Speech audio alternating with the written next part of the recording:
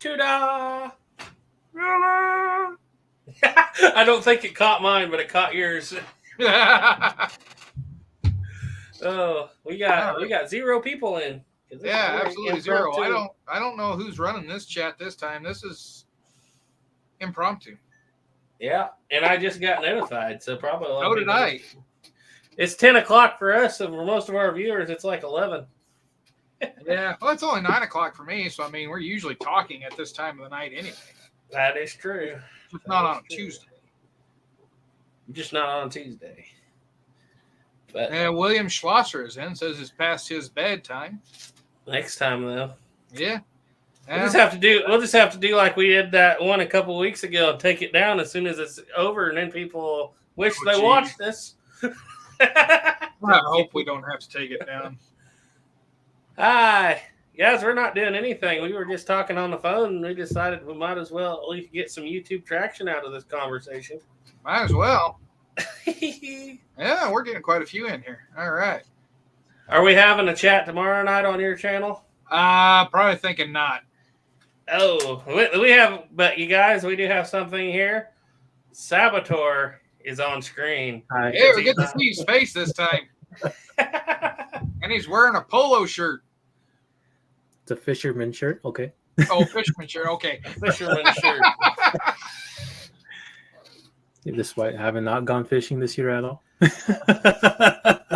Oh, I see you had put your hair ornament in the background. That's been sitting there since I got back. Cool. You could always just go catfishing off your front porch. I wish. Just throw a mouse on a hook, throw it out there, and whatever the first stray cat is to catch, just reel it in. Duke scraping the bottom of the barrel tonight, guys. I sent my cats outside. So. Oh. I noticed from your channel and everything, your Facebook page, you're pretty cat interested. Yeah, I like cats. Lots of cats. So, Duke, what are you procrastinating that you were going to be doing that you're not doing? Actually, one thing I've been procrastinating, I need to get it done. I got to get it done tomorrow. It's going to start to mold. I'm working on a round purse pattern. I bought a round purse pattern. I suppose I can take it out of the bag. But anyway, yeah, I've been tooling on it. I need to get it done today, tomorrow. A round purse. Is that like just the front half then? Yeah, it's the front half. Back half, I'm just going to do basket weave. I thought this great big floral pattern would be easier to do, and then I realized that my tools are not designed for that big of a pattern. So it's easier than the small stuff, but when it comes to doing like the thumbprint to put the wrinkles in on the flower petals, it's not as fun. Train's on time tonight. Yeah, it is. 9 o'clock train. Sharp. Right 10 on, o'clock. right on 9. Are you in Mountain Time or Central Time, Sheldon? Mountain. Oh, you're just barely in Mountain Time, aren't you? Yeah, like at the little edge of it. Yeah. So is it tough if you drive east a few miles? Everybody else is on a different schedule. Yeah. Diane Houston said, "Duke, you look like an emperor." Yeah. This is the 1872 cavalry dress helmet, and the artillery also had one, but it had red on it. This one has the 1880s braids. I'm gonna, as soon as I can find an 1870s braid, I'm gonna replace it because that braid had the breast cords all in one, so that when you were riding around on parade, should your helmet fall off your head, it would not strike the ground. It's funny is the British were wearing those for fighting. Yeah, they were. This was just for dress. Well, it looks like a dragoon helmet. Kinda. It's kind of, yeah. It's based off the European fashion.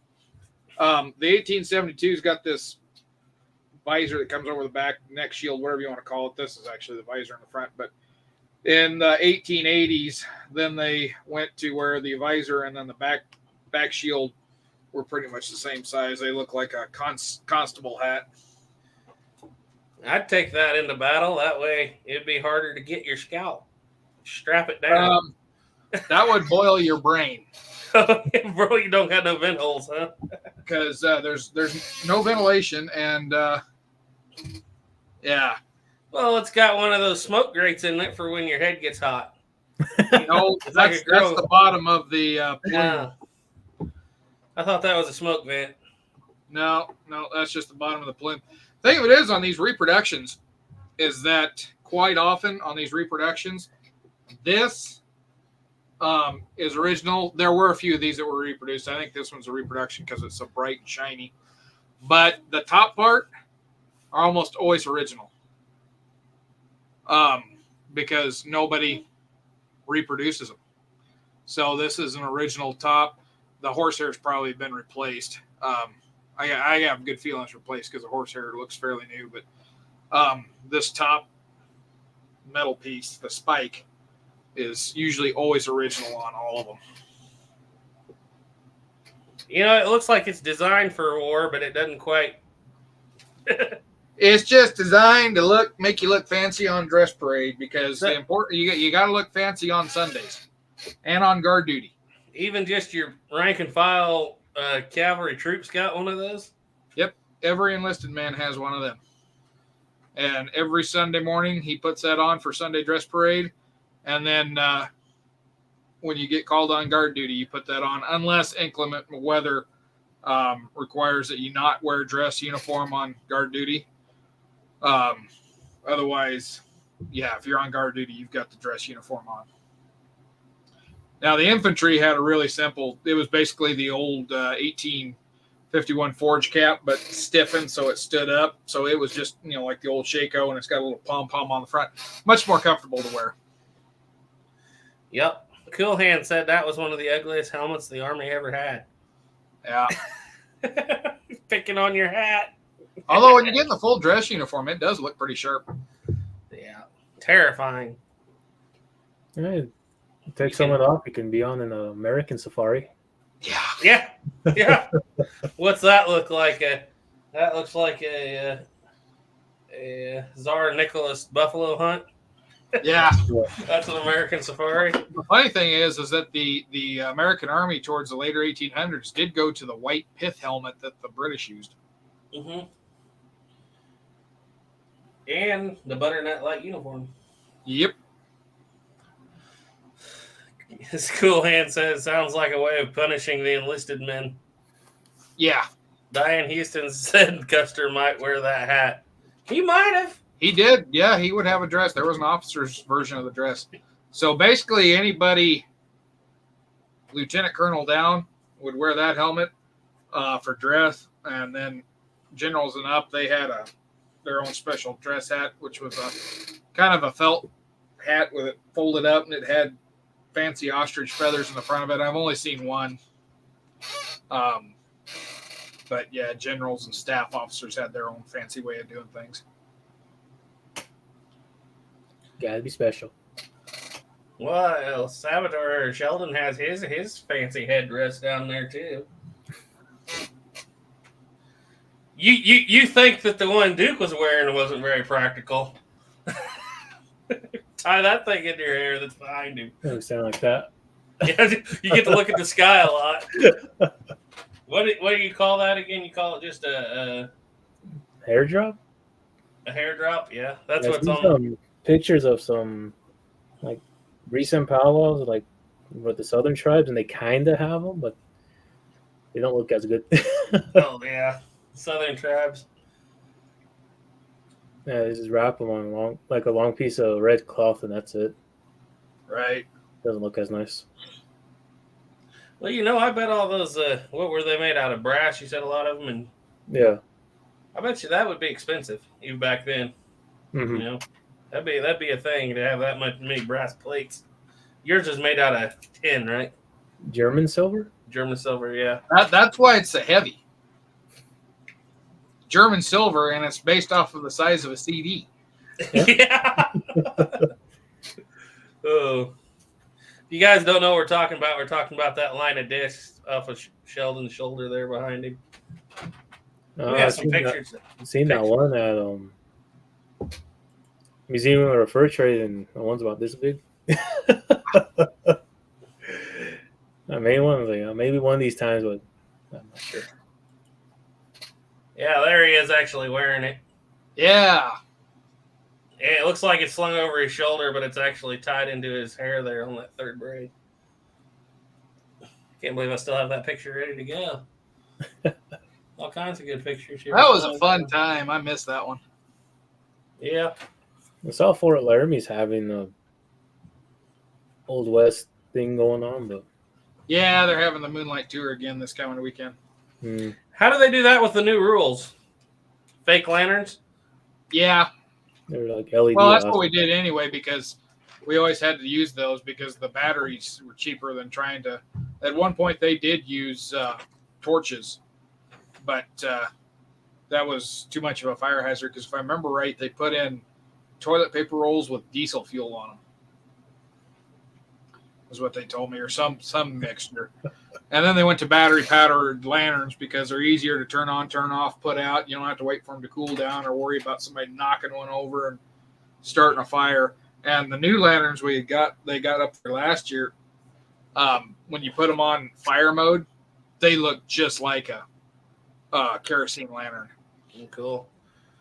You should do it with one of those. What do they call that? Henry's a candle holder lantern. It's a candle shelter. What do they call that?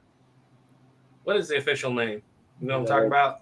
There's a little candle. Henry has all those. It's like a lantern, but you just set the candle in it. Oh, a candle lantern. Yeah. Candle lantern. Yeah. Candle shelter. I've heard a couple of different things. I'm thinking about getting one of them, but candles get expensive. You have to make your own.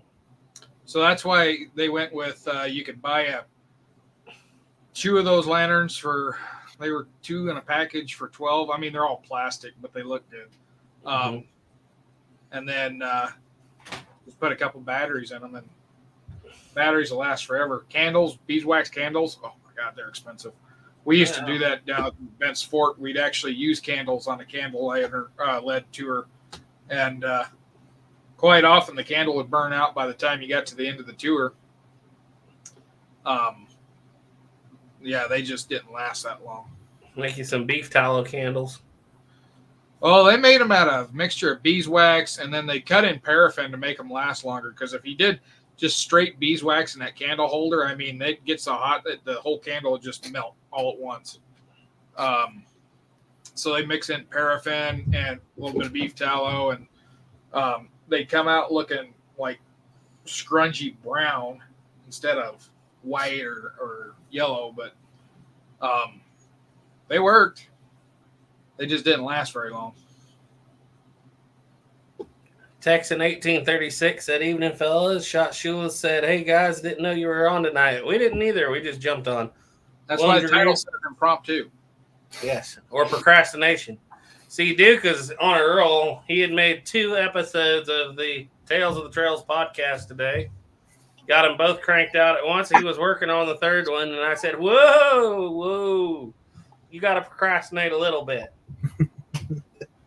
Me, I'm in the middle of making the Trapdoor episode 3, and I'm just procrastinating because I got to rewrite a bunch of stuff because I got an inflow of more information. You know, there's a joke about procrastination. Are you a master at it? I'm contemplating whether I should tell it or not. Lone Dragoon said, I finally caught a live stream. Yeah, the Duke's been over here in your hat. Texan said, I have a couple of those lanterns in my house because I'm lazy and the real ones, but use the real ones at events. Yeah, I've been thinking about ordering a candle lantern for going to events because I've got a crap ton of those Swiss bunker candles, which I'm kind of ticked about. They say they're 8-hour candles, the bunker candles. One candle lasts 1 hour, and they put 8 in a package. So you don't get a package of 8 8-hour candles. You get a package of 8 1-hour candles, and the whole damn package is 8 hours. You just keep feeding it. Oh, that's funny. I thought I was getting these really good candles, and actually I got about 2.5 hours out of one candle. Well, when you're like at an event or something, how, you use them for like an hour in the evening before everybody goes to bed anyway after it gets dark and you got the fire. So they probably didn't think it was. Shot Shula said, Hey Garrett, get on that trapdoor episode, Garrett. I'm really looking forward to it. Oh yeah, I got quite a bit of it done, actually. I actually have the intro already made and set aside because I was copyright testing it. Been going through trying to find the most popular song of every year to use in the intro of that year's video. What do you think was the most popular song of 68? There's actually two of them. One I didn't use. Right. And I can't remember its name, but I used it. I want to say Lorena. No, that was 67. Most popular song of 68 was her Bright Eyes Haunt Me Still. Oh, okay. And the other one was Sergeant. Something about, oh, why can't I remember the name of it? I should know this. The Marine. I know you've heard it. I was gonna say Sergeant Pepper's, but I thought that was 1968. Captain Jinx of the Horse Marines. What? Captain Jinx. Yep, that's the other most popular of 68. I didn't use that one because it didn't really fit the mood. Captain Jinx of the Horse Marines. I feed my horse and corn and beans and often live beyond my means because I'm a captain in the army. That's the one. That is the most popular song of 68, but I went with the other one. I was looking up some of them other ones. I think one of our trolls come back. I deleted the comment and I forgot to ban him. Oh, I didn't even see it get deleted. But I was anyway, on it. I can't wait till I get to the 79 or the 73 Type 3 Psi or the 77 Type 2 or the 79. Then I get to use them golden slippers. Golden slippers? Golden slippers, golden slippers. The only reason I know that song is because of the Gambler. Yeah. I know it because they play it all the time in El Dorado. Oh. Well, yeah, they play it on the piano, but she was singing it in the Gambler. Yeah. Let me see. I might pull that up. Maybe I'll show that little intro piece. Yeah, maybe I'll save it. Oh, you can show it here, whatever you want to do. Yeah, I didn't want to. Yeah, maybe. Let's see if I can find it right quick. I don't name my saved videos, so I have to actually go look for them. That is not it. That is not it. Oh, I think I remember that quote.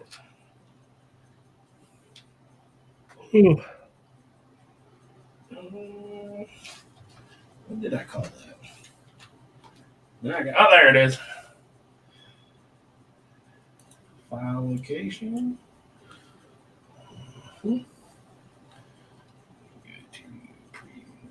What is the pseudonym?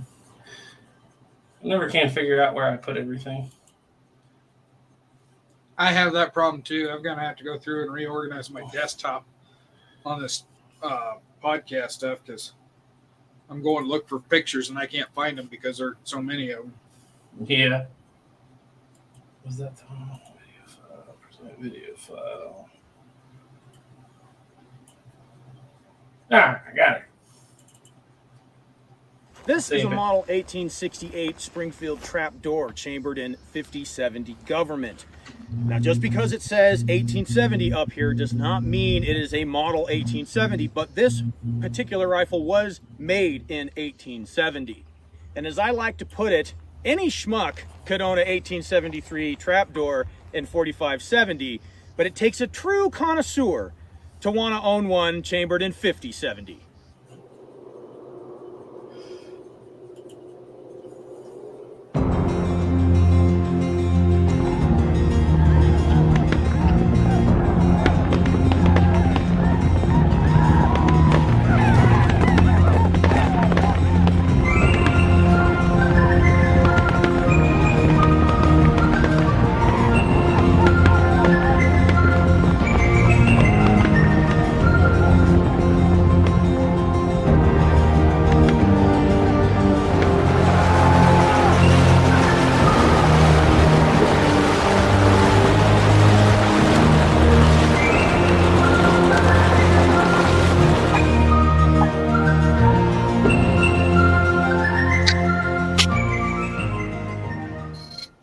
It's been a year since last we met. We may never meet again. I have struggled to forget, but the struggle was in vain.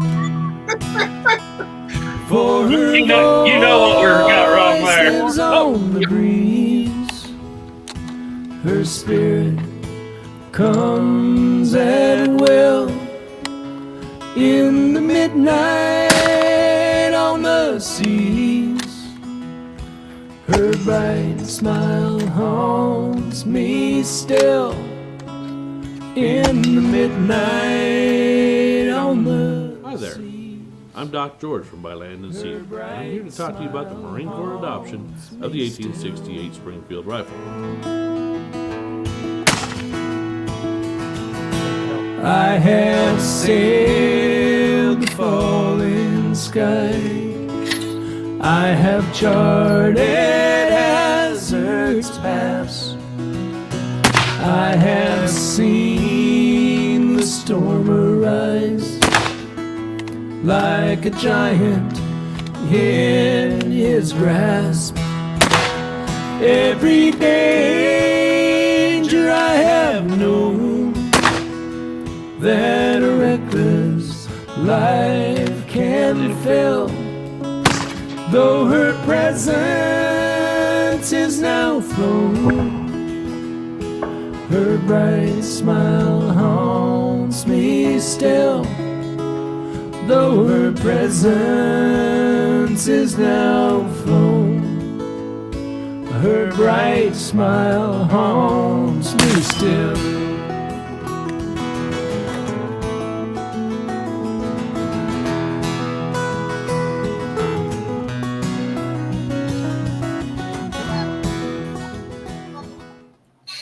That's as far as I've gotten, and I have to go back and reshoot some of that. Because Ethan's got the box on the wrong side. Well, here's the thing about that. We gear up, and we've got such little amount of time to do it. And Ethan goes, he gets it all rigged on. I said, put that box on the left side. I'm not an Army uniform guy. He goes, no, it goes on the right side. I said, but I've been looking at a lot of pictures, and it goes on the left side. He said, no, it goes on the right side. I said, just here's a picture. Put it on the left side. He said, okay, but it's not right. And so we filmed that. And then I got to looking at the pictures, and yeah, that was a reverse tintype. So halfway You gotta have Duke. You just gotta have Duke look at everything before you. Yeah, well, I knew better. But I was like, I'm looking at all these pictures because I'm making the video. And I'm like, man, they're wearing it on their left side at this point. Because I thought maybe they switched. No. Like, all the pictures have it on the left side. Yep, those are tintypes because I got to looking at the locks on the guns, and they're on the wrong side, too. Garrett was wearing it on his side. Yep. But luckily, we switched it around through most of it. And I may just leave it. I don't think anybody will care in the intro. Just do. I hear something buzzing. Anybody hear that? Yeah. Oh, there it was. What was that? It's your what? Uh-oh. He overheated. So I was wondering if Duke was going to... I had mentioned it the other day. I was wondering if you actually would have noticed it right off if I hadn't mentioned it. Yeah, I noticed it. Outside of having to use the left hand to get the cartridge bag. I've been like, what was Ethan thinking? No, that one was on me. Completely. That's twice in a week I've completely lost on pictures. You know, there's a great book out. It's a series of books. There's 4 books in the series. It's called The Horse Soldier. And it's about all the equipment and stuff that was used by the cavalry. I wish they would do one called The Foot Soldier. Yeah. That had all the equipments and stuff. Because it starts with the dragoons, like the actual dragoons in the 1700s. Yeah. And goes through until, you know, the modern cavalry of the turn of the century. But... well, you see, the pictures I was looking at was the Modoc Wars. Right. And I seriously just thought they've switched at some point because every single picture has it on the left-hand side. Yeah. Every single picture is a reverse tintype. That's the first thing I look at when I'm looking at a picture of a guy when they're holding a firearm. Is I look at that gun. Yep. Because there were no left-handed models. Nope. Well, I shouldn't say there weren't. Left-handed models were not anywhere near common. That's the military. That's why for a long time they said Billy the Kid was left-handed because he's holding a Winchester and he's left-handed. No, if you look at that, it's backwards. So whenever I download a picture like that that's backwards, first thing I do is I go in the photo editor and I flip it so that I'm looking at it the right direction. Yeah, but if nobody's offended, I'm gonna just leave it in the intro because I've already made the intro. When the regular, I have the other part reshot. When the regular video comes out, we'll fix it. It's probably just a small detail that won't bug majority. Only Duke. Yeah. Oh, I'm sure you'll find somebody on there that's gonna gripe. Yeah, but if the main video has it the other way, then it's not probably that big. I mean, people find something to gripe about on the smallest things. Yeah. It was on Midway USA's video. He cut into like a beat up old gun stock for a rolling block pistol, Oh yeah. and someone in the comments were getting mad that he destroyed history. He's like, you need to go outside. We get that all the time. Don't take that gun apart. You're destroying the collector's value. I'm like, it's rusting from the inside out. Like, Right. So it's one of those that if it's a very common item, if you're going to modify it or restore it, don't don't now, do if that. you got somebody trying to bore out a volcanic rifle to 4440, that's something different. Yeah, or just general maintenance. You should do general maintenance on your gun. I mean, some of those guns are so common collector's value, like a trapdoor. You can get a trapdoor original cheaper. You can get a reproduction. Mhm. Well, you can, but they're not getting. Boy, that last 68 in this video, I had two 68s. First one was an inch too short, but I was buying those 50, 70 trapdoors for around $700 each last year. I hadn't touched that one for under $1,000, and it was the only one at that price. Yep. Just 1 year, it's been an incredible jump in the price of those things. I saw one 50. I don't know if it was a 68 trapdoor, but someone sporterized it and cut the stock, but then left the barrel. Yeah, they wanted a pretty good price for it. I thought about it, but like it's just that's very even for the era, you know. Yeah.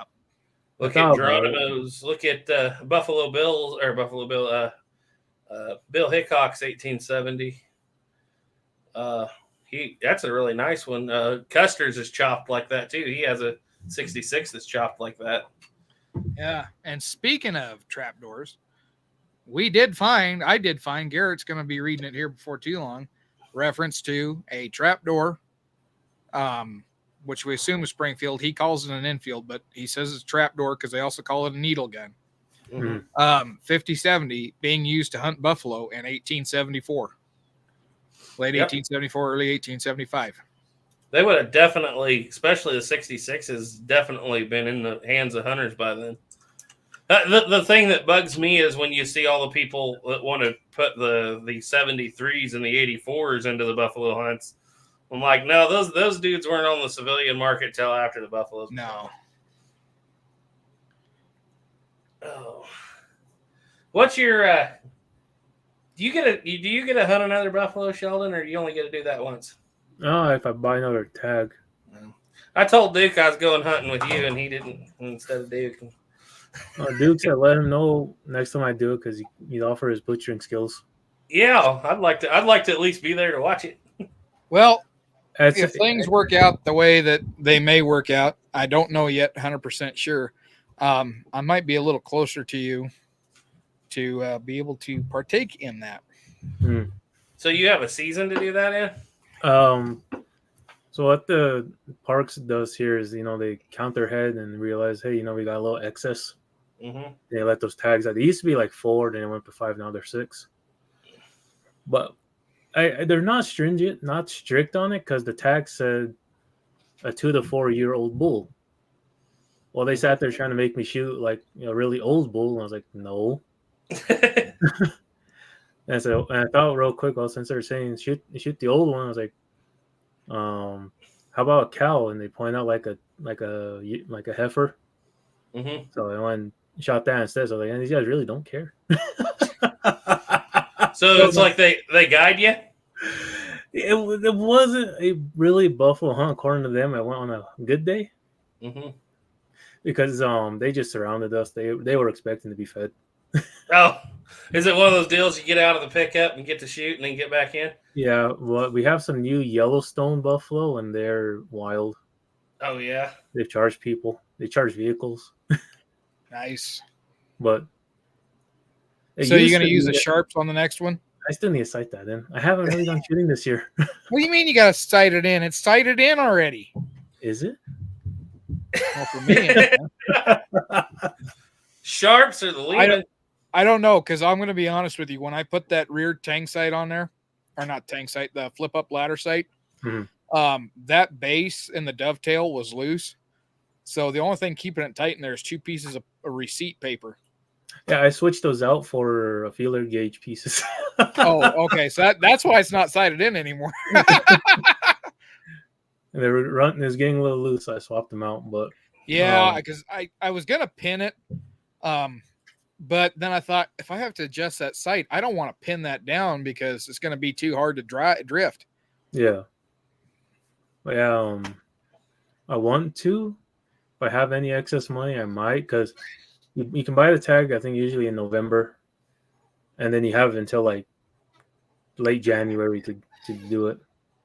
And I wait until January because the fur gets better. Right. So, but this time, if I do it, I'm doing all the work. I asked for a little bit ground beef, buffalo, whatever, and they did majority of that. Gotcha. So I ran out of everything else, but I still got more ground buffalo. You there? Yep. You know how you told me that the box was on the wrong side the other day and I said it wasn't? The box. The cartridge box. Oh, yeah, I noticed that whenever I went to go shoot. It was. The picture was reverse tintype. That tells you how much I've talked to Ethan. I haven't talked to him for a week. What the heck? We don't see each other anymore. We practically live next door to each other. We're never home at the same hours. So how often can you do that, Sheldon? Is it once a year deal, or it's like only when they get enough that they have a surplus? Yeah, if they have a surplus, they usually do, but it seems like they do it every year because, it seems like every year they do it, but we'll see. I know the schools around here also do theirs. Is that just for tribal members? I think so. Even if it was non-tribal, you'd be paying way too much. Yeah. I figured non-tribal is probably $3,500, $4,000. I think like a deer tag for non-tribal is almost $2,000. Yeah, and that's too much to me. When I was up living on Cheyenne River Indian Reservation, they was $1,000 at that time for a non-tribal member to buy a deer tag. You can just go a few miles either direction and be off the reservation. And well, for South Dakota, it was $650, so there's not much difference between the two. Yeah, I'm kind of like, I know up until from I hear from my dad, and I'm from like 90 or 91 was kind of like a cutoff day. Before then, you could just go out and shoot like a deer any time of year. Yeah. And it was like after that they kind of started the season stuff. But the other thing is kind of like Cheyenne River. We're not as bad as Cheyenne River, but we were getting checkerboarded down here pretty hard. Wasn't there a story about that? What do they call it? Is that the Milk River fight? Have you heard of that? Yeah, I've heard of it, but it was something to do with, at the time, they had, I can't remember what tribe it was, but a couple of natives just went out and shot some deer, and it was like late 1870s, early 1880s, right after they had put some kind of, you have to buy a license or something like, there was some kind of setup there. And so they literally, the United States military got into a whole fight over that because they brought them in. They took their guns from them. They're like, you cannot be shoot. And they said, we can do it because it's on our land. And there was a dispute about reservation ground. All I know is it involved an 1875 officer's model trapdoor, and the officer didn't come home. There's a few instances like that. I think there was one in the 1890s or early 1900s that happened over in Wyoming, Antelope Creek or Lightning Creek or something like that. And it was people from my reservation who went there because they were going off of the 68 treaty of that area was, hunting land. And, they can't stay. They just come back. That very well might have been it. It was in Wyoming. That turned into a whole big fiasco of people getting shot at and stuff. So and there was one in Montana. The one in Montana happened like in 1910, 1911. Well, this is definitely 1800s. Okay. The Milk Creek fight is what popped up on mine. That was with the Ute in 1879, but that wasn't related to hunting. Okay, well, I might have two stories crossing each other, but there was something to that effect. I think what Sheldon's talking about is what I'm thinking of. Yeah, the one in Montana was like a small family, like mom, dad, kids, grandparents. Mm-hmm. They actually had hunting tags to prove that were legal. Now the game warden up there didn't care, so I think he killed most of them. Game wardens, right? But yeah, the one in Wyoming, I think it was Lightning Creek or Antelope Creek or something like that. You're probably right. I probably just got Milk Creek mixed up with it. Yeah, but yeah, it was a later one because I think the dads, I think it was a couple of families. They were one or two of them were educated in Carlisle. Oh, really? Yeah.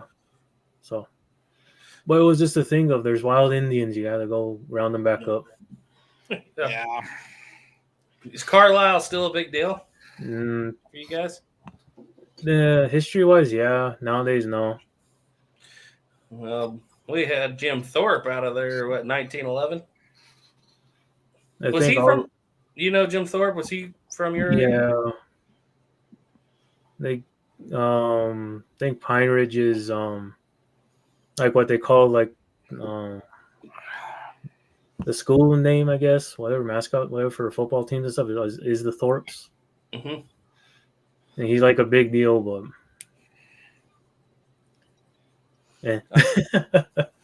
I don't know much about him except for the Burt Lancaster movie from the 40s.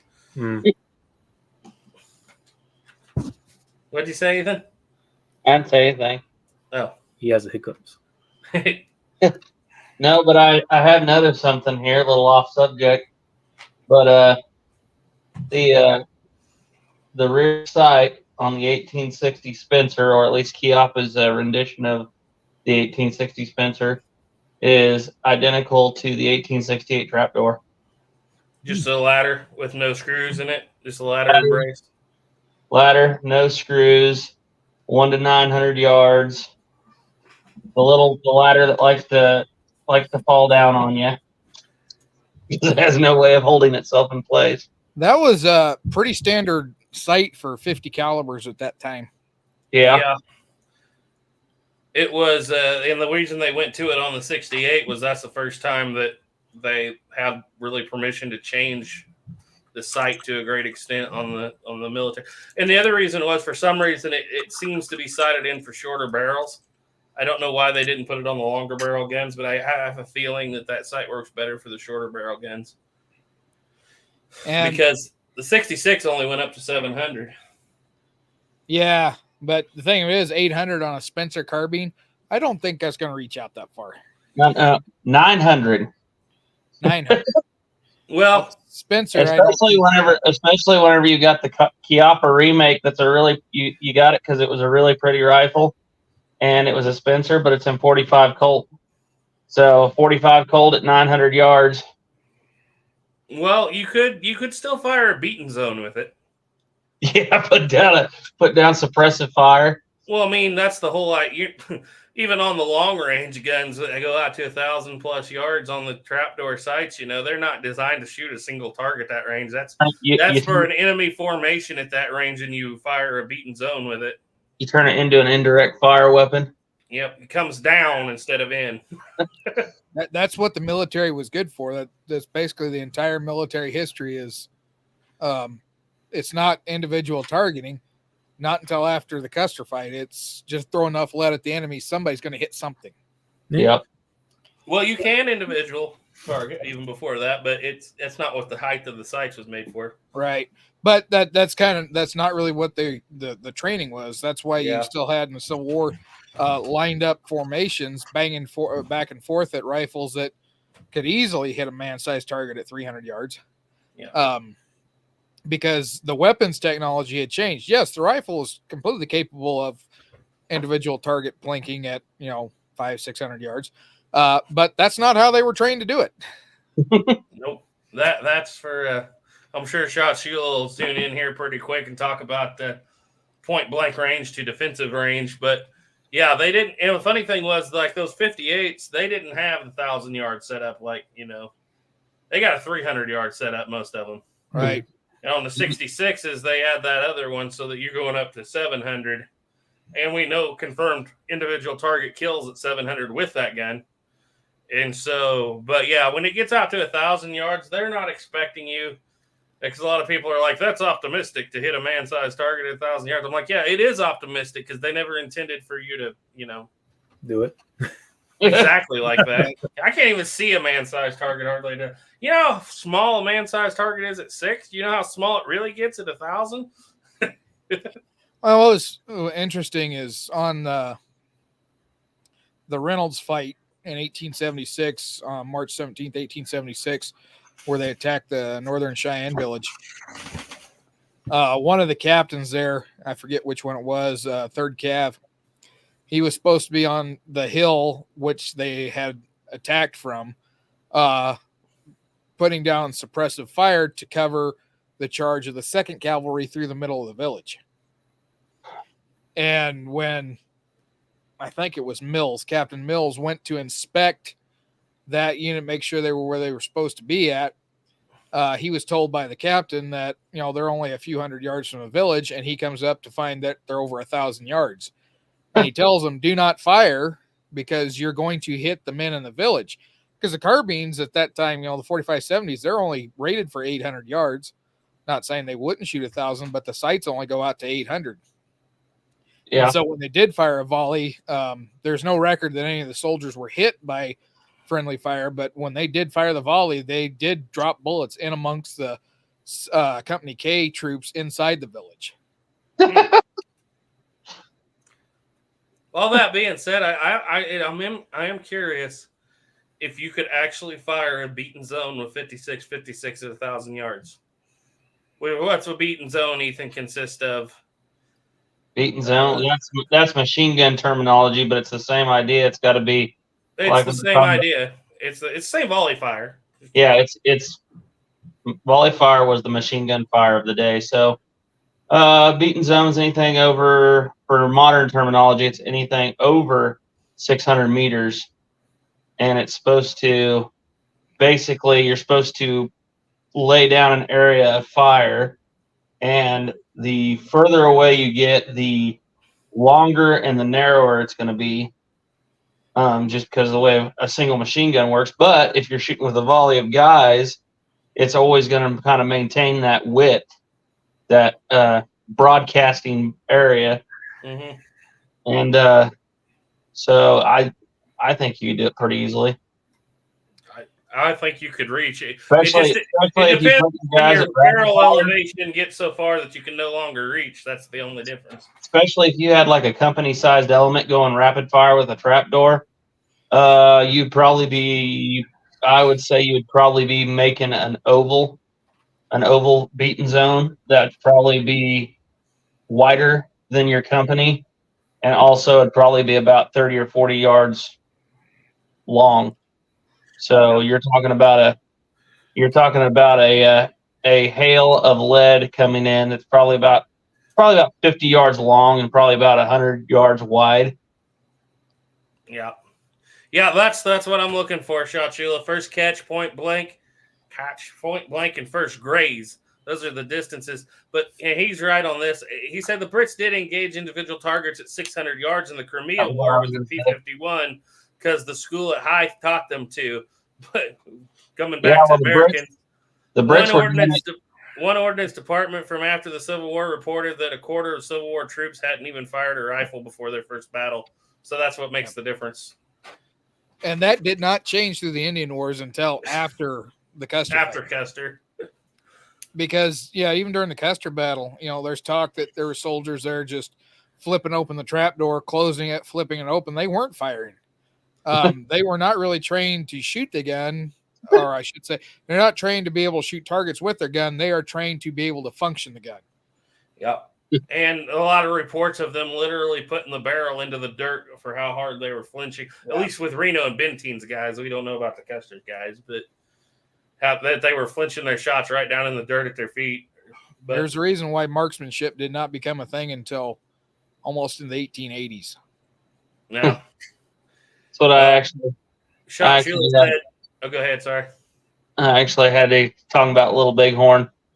I had to teach a 2-hour class 3 times this last weekend on basic rifle marksmanship, Army business. And we were talking about malfunctions and how to clear them. And it was funny because out of all the things, we were talking about failures to extract. And the guy said, well, could I get my pocket knife in there and pry them shell cases out? And before I could even say anything, his squad leader's like, you could be like them guys at Little Bighorn with a broken pocket knife and a spec shell in your chamber. I was like, huh, we're not the only ones that know about that, evidently. Yep. Shot Sheila said marksmanship wasn't a thing until Blunt wrote the manual. What year was that? If you can throw that in the chat. I don't remember. I know you've told me before, but I always forget. Vaquero Joel said, I'm running 40 grains of 3F and a 350 grain bullet in my 5650 Spencer carbine. Don't know what the velocity is, but it should give you a beaten zone. I think it'd get there. I think it would get there. You'd have to have a volley. You'd have to have, at least 50 guys. And with Spencers of 50 guys, oh yeah, that would be a lot of fire coming in. Yeah, especially with Blakesley boxes. Yeah. But you're also talking 2 different units operating 2 different ways. So that's very true. Yeah, your infantry puts down pretty good volley fire. Your cavalry at the time are trained to fight like skirmishers. Yeah. They ride out, and then you already cut a quarter of your troops down because every 4th person is a horse holder, and they get the horses back away from the fighting so that the horses don't get killed. And then they're on a line spaced out, and they're just kind of sitting there. They will fire in volleys, but it's going to be spread out. It's not like a group of infantry when you've got the infantry guys, 50 guys shoulder to shoulder in 2 rows that can fire all at once. Yeah. It makes me wonder if that sight isn't just basically the Spencer infantry rifle sight for that volley fire, and then they just put it on the carbines too. Well, now you mentioned it's funny because if you look at these Spencers, they've got a rear sling swivel and no front sling swivel. And to my knowledge, that is due to the fact that they were using the same butt stocks for the infantry rifle and the carbine. Yeah, because the cavalry, the carbine had the ring. Yep. The ring on the side. So that went to your shoulder strap. And that, pretty much was what you secured it. But yeah, the butt stock was the same. It was cheaper to make the same butt stock and put it on both guns. Yeah. So Black Powder and Mini Ball has sent in $1.99. Said, hello, 11 Bang Bang. Love your content. Keep it up. W Stream. He did that last week too. We sure appreciate it. If you got a channel, we're shouting you out, I guess. Shot Sheila said Blunt wrote the manual, one in 1885, one in 1889. That's about the time they really started getting that, as you know, that 500 grain bullet to go out there and do exactly what they wanted it to do at range. Brandon Burke said, any of you fellows tried a reproduction Spencer? I've been wanting to get one for a minute. Yeah, I may or may not be looking at one right now as we speak. Oh, I thought you'd already got it. Oh, no, I got it. He's looking at it as in it's in the room across from him. Oh, I see. I've been wanting one, but not at the I moment. tried to get Sheldon to shoot a deserter with the original, and He didn't want to do it. Well, I asked for the rifle. He kind of gave me the side eye. Huh? That Well, I can't be didn't think it deserter. was a deserter. I didn't know you were that good of a Someone's predictor. walking off early in the morning. through the high grass. It wasn't in any hurry for a deserter. You would think he'd be moving a little quicker. That would have been funny if Sheldon would have walked in with him at the end of that three-bladed Well, I was gonna war club. Well, it was better than the deserter walking around with the keys and the handcuffs. Yeah. say it looked funnier. You got your local, what were you, Garrett, a merchant, John Deere plow salesman. Yeah, that's what we were doing. We were on the Santa Fe Trail. We were hawking Prairie Buster John Deere plows, hauling them out to Denver City before Dick got our wagons burned up, and we had to walk back. And then he abandoned me and was looking for more wagons. John Deere plow salesman who hands off his 1865 Spencer. Shoot a deserter. I know. I told Sheldon just take that big knife on that stick out there and go get him. That would have been funny. It could be like John Coulter. Yeah. There ain't no streams in that part of Kansas for quite a ways that are big enough. Yeah. Coulter might have had a little harder time trying to getting away out here. Maybe not out here, but up north of here by Larned. Well, I'll tell you one thing on that 45 Colt one, and I heard this from a lot of guys that do reenacting. A lot of them bought the 45 Colts because it was cheaper to get ammunition for. Mm-hmm. Is that they can be really particular. Friend of mine said that he went through 4 different brands of ammunition before he found one that would work, and that was not a common brand, and so he wound up selling it.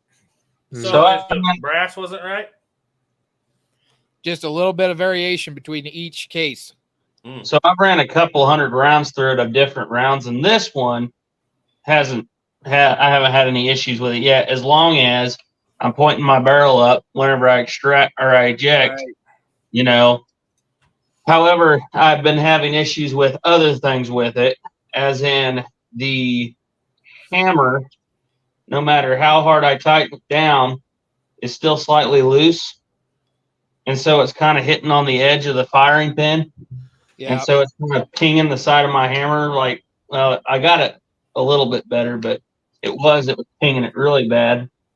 And then I got the buttstock had worked its way loose. And that was whenever I figured out the hard way. If your buttstock works its way loose on a Spencer and you go to rack it, your breech block falls out the bottom.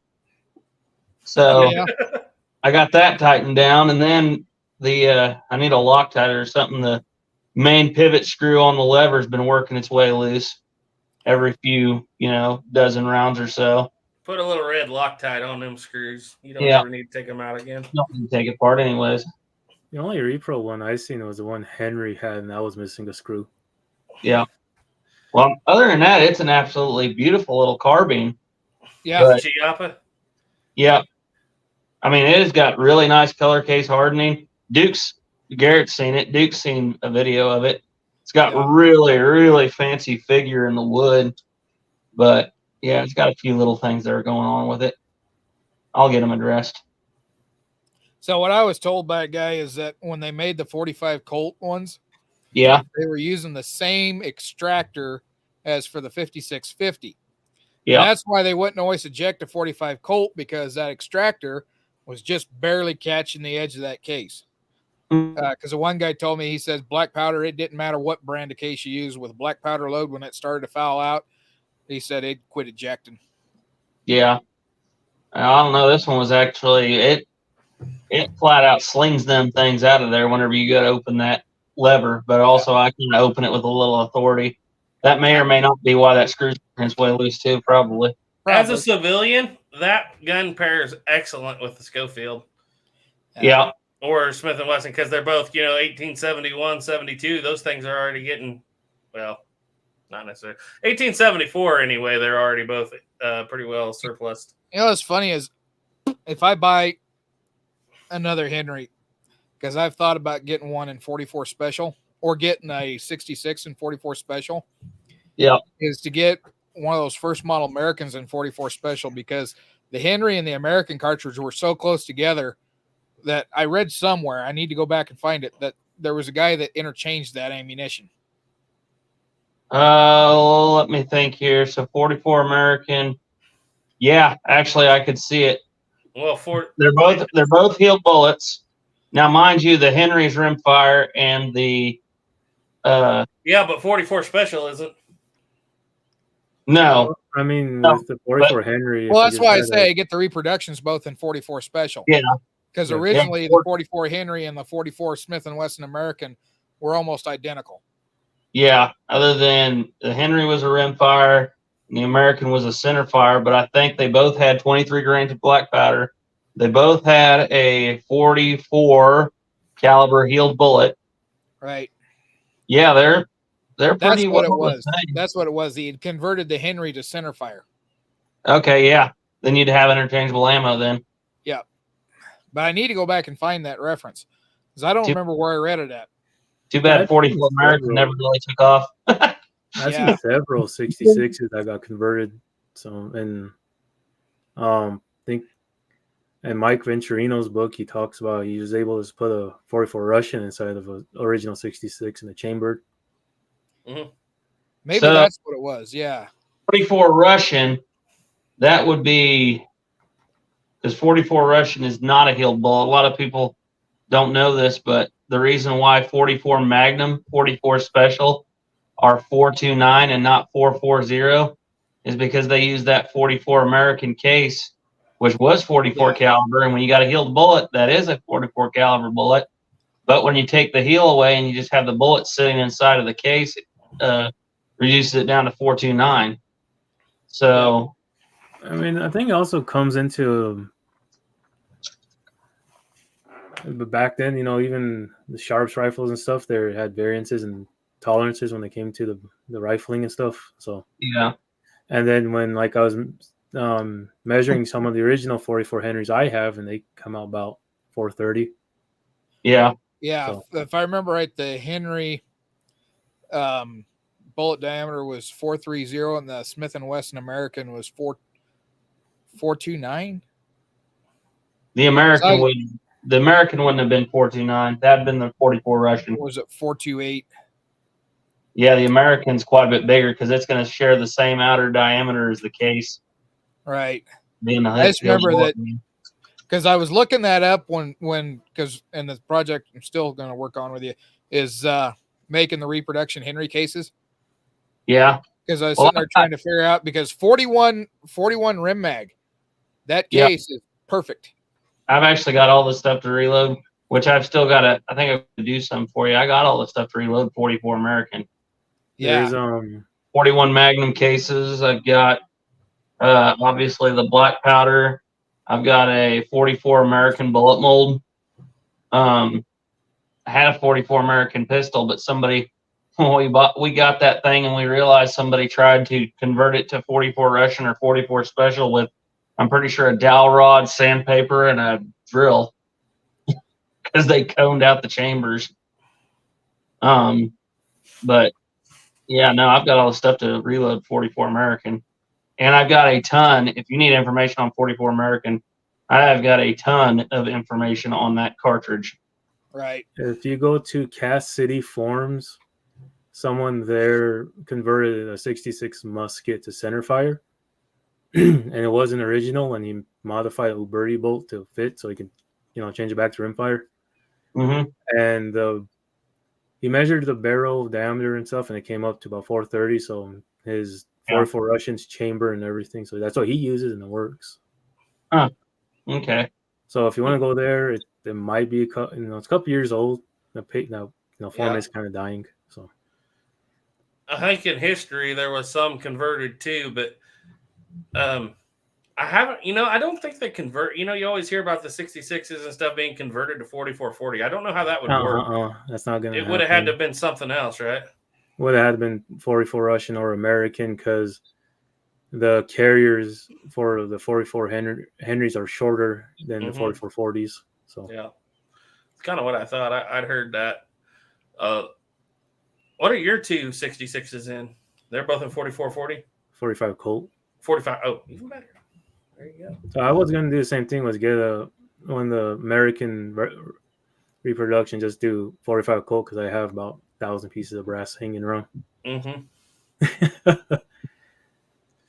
And that's no joke with 40 grains of powder.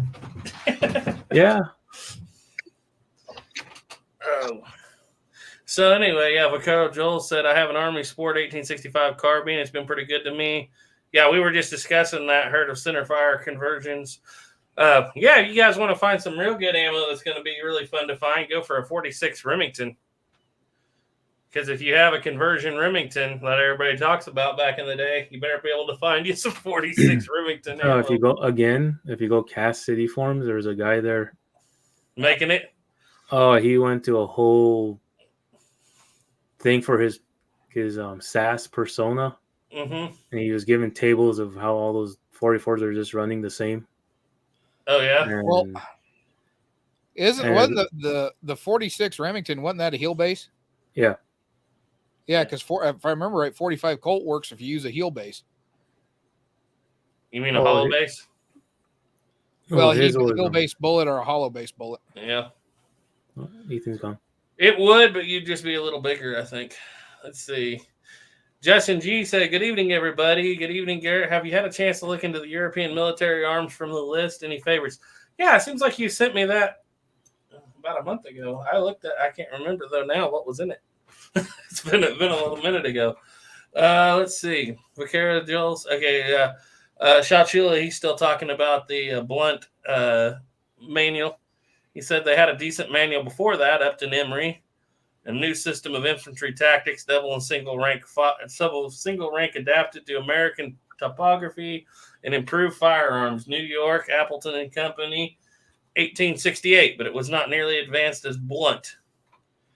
Yeah. I need to find the Appleton 1874 Cavalry Tactics Manual. It exists, but I cannot find it anywhere. Kind of like the Bob Woodfill Hawken book. Yeah. It exists, but no one can find it anywhere. Oh, guys, it's going to be on sale again pretty soon for any of you that's interested. There was 1874 Upton's Infantry Tactics, which was updated from the 60s Upton's. Upton's is one of the best infantry tactics books for the Indian Wars period. And that's what the Army mostly used. But yeah, the Appleton's Cavalry Tactics, I need to find that one. I prefer to find it in a digital copy because buying an original is very expensive on the ones I have found. Well, I went and I had to leave for a second. I had to go get my information. I got the Colt. The what? We lost you. You must have went down in the basement. Oh. But yeah, I was hanging around the Cass City forums, and there's good information there. Yeah. Know that one guy there. He has a YouTube channel, Steve Blankard. I think that's the actual channel too. And he's been like shooting originals and even what do you call it? Reloading like old rimfires. Blind everybody on that. Because for some reason, I thought it was a straight 44 at the bullet, but I guess it was 4.34. But anyway, what were you saying, Sheldon? Duke disappeared.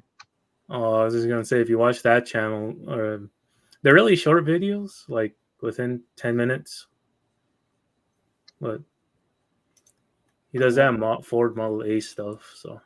But he shoots like 44 long rim fire, like out of Ballard, and like he shoots a Southern Derringer 41 rim fire, and kind of like a Dr. Durrell Shepard type. Yeah, he talked. He's just a lot shorter. Yeah, a lot shorter. So what were you saying, Ethan, about you were cutting in and out, so we didn't hear what you were talking about to start with.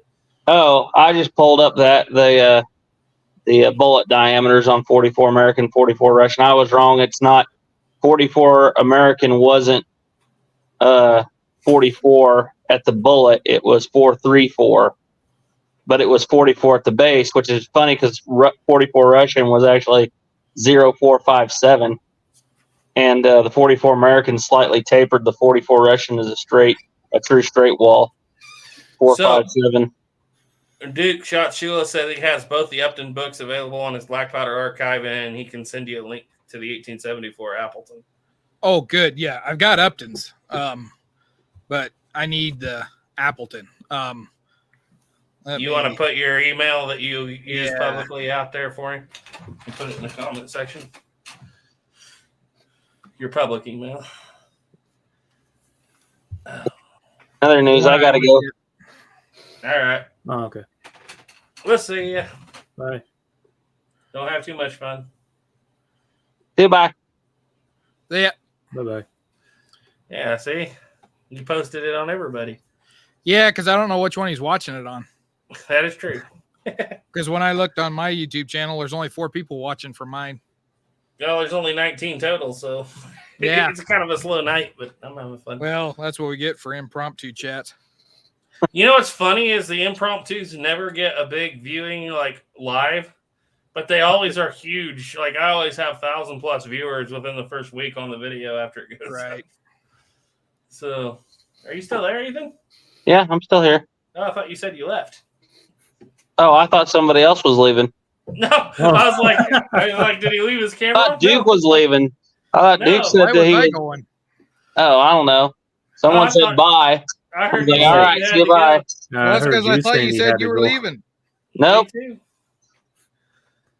too. Yeah, he said it's not a PDF. It's a link for a hard copy, Duke. That's what Duke likes anyway. Oh, okay, yeah. Well, I like the hard copies too, but I also like the PDFs on the older manuals. Mhm.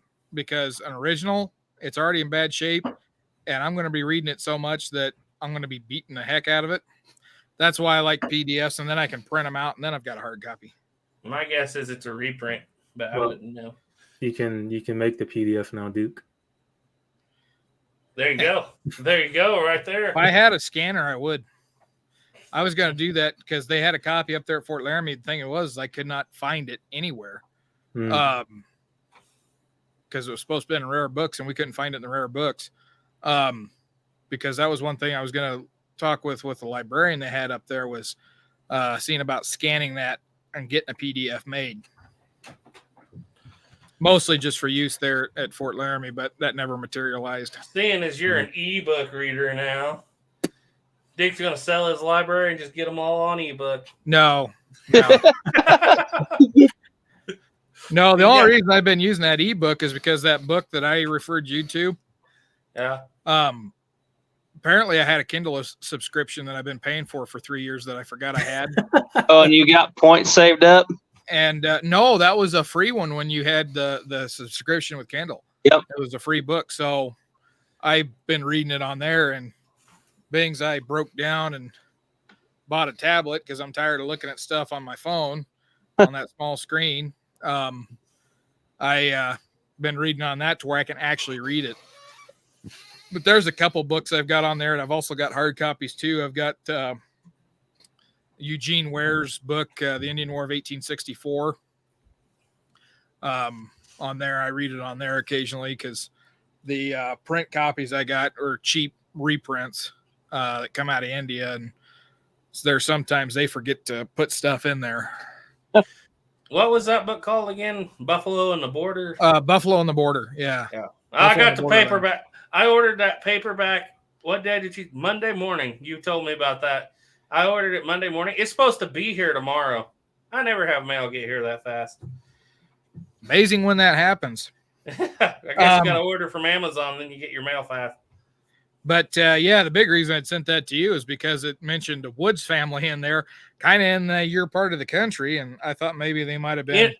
It might, it might very well be. It's not supposed to be, but then I got to reading about a split because they were from Missouri originally, and part of it goes north, and the rest of them go south, Missouri, Oklahoma. So it may very well be. I got to read into it. See, they had this. it depends on which side of the family, but on the Wood side of the family, you see they had this feller named Contrail that came through there when they was on the Kansas side and wiped out the majority of them. So they left. That is the book right there. The Border and the Buffalo. Yeah. And pretty good book. The kid's a buffalo hunter. He's went out and started to be a buffalo hunter. And he talks about having a 44 caliber Sharps. And just to prove that not everybody spent the money on holsters and gun scabbards and everything, he's got that fancy rifle and he's carrying it on his saddle in a scabbard made from an old boot. Yeah, it works. So yeah, he just took the foot part of the boot, cut it off, and tied a loop through the pull strap, and he's got that on his saddle with the gun hanging down. So, they used whatever they could. We talk about guns and history. We'll find out if we're being trolled or not here in just a second. Yeah. Oh boy, I like trolls. Well, you should have been here a couple weeks ago when we got about 150 all at once. Oh, that was bad. Duke said bad words. And then they were reporting us for being racist. Oh, but anyway. Like, what was that in packing iron? It shows that a saddle scabbard made out of a piece of rawhide. Yeah. Oh. Yeah. I've seen, there was a picture of a 66 rifle in what was apparently an original Dragoon holster that they just cut the end of it off till it was about that long. Mm-hmm. Because it was still the big pistol holster, and the only thing I can think of that big was a Dragoon. They just cut the end off and shoved the rifle in there. It fit just about right. It's funny in El Dorado, that holster that kid's got that sawed-off shotgun in, that is actually a 18 what model is that? I forget what model, but it's the boot for a trapdoor carbine. Oh yeah, it's I think it's the first 1880s model, because it's got the brass throat on it. After that, they didn't have the brass throat on them. Trying to see if I still have those pictures in that folder. I'm going to delete them. Oh, there's the folder. Still have the folder. Let's see. I have a picture of one. Wherever it went. Just thought it did. I want to mind trying out the Sharps in that 4477. Yeah. Like Sharps bottleneck.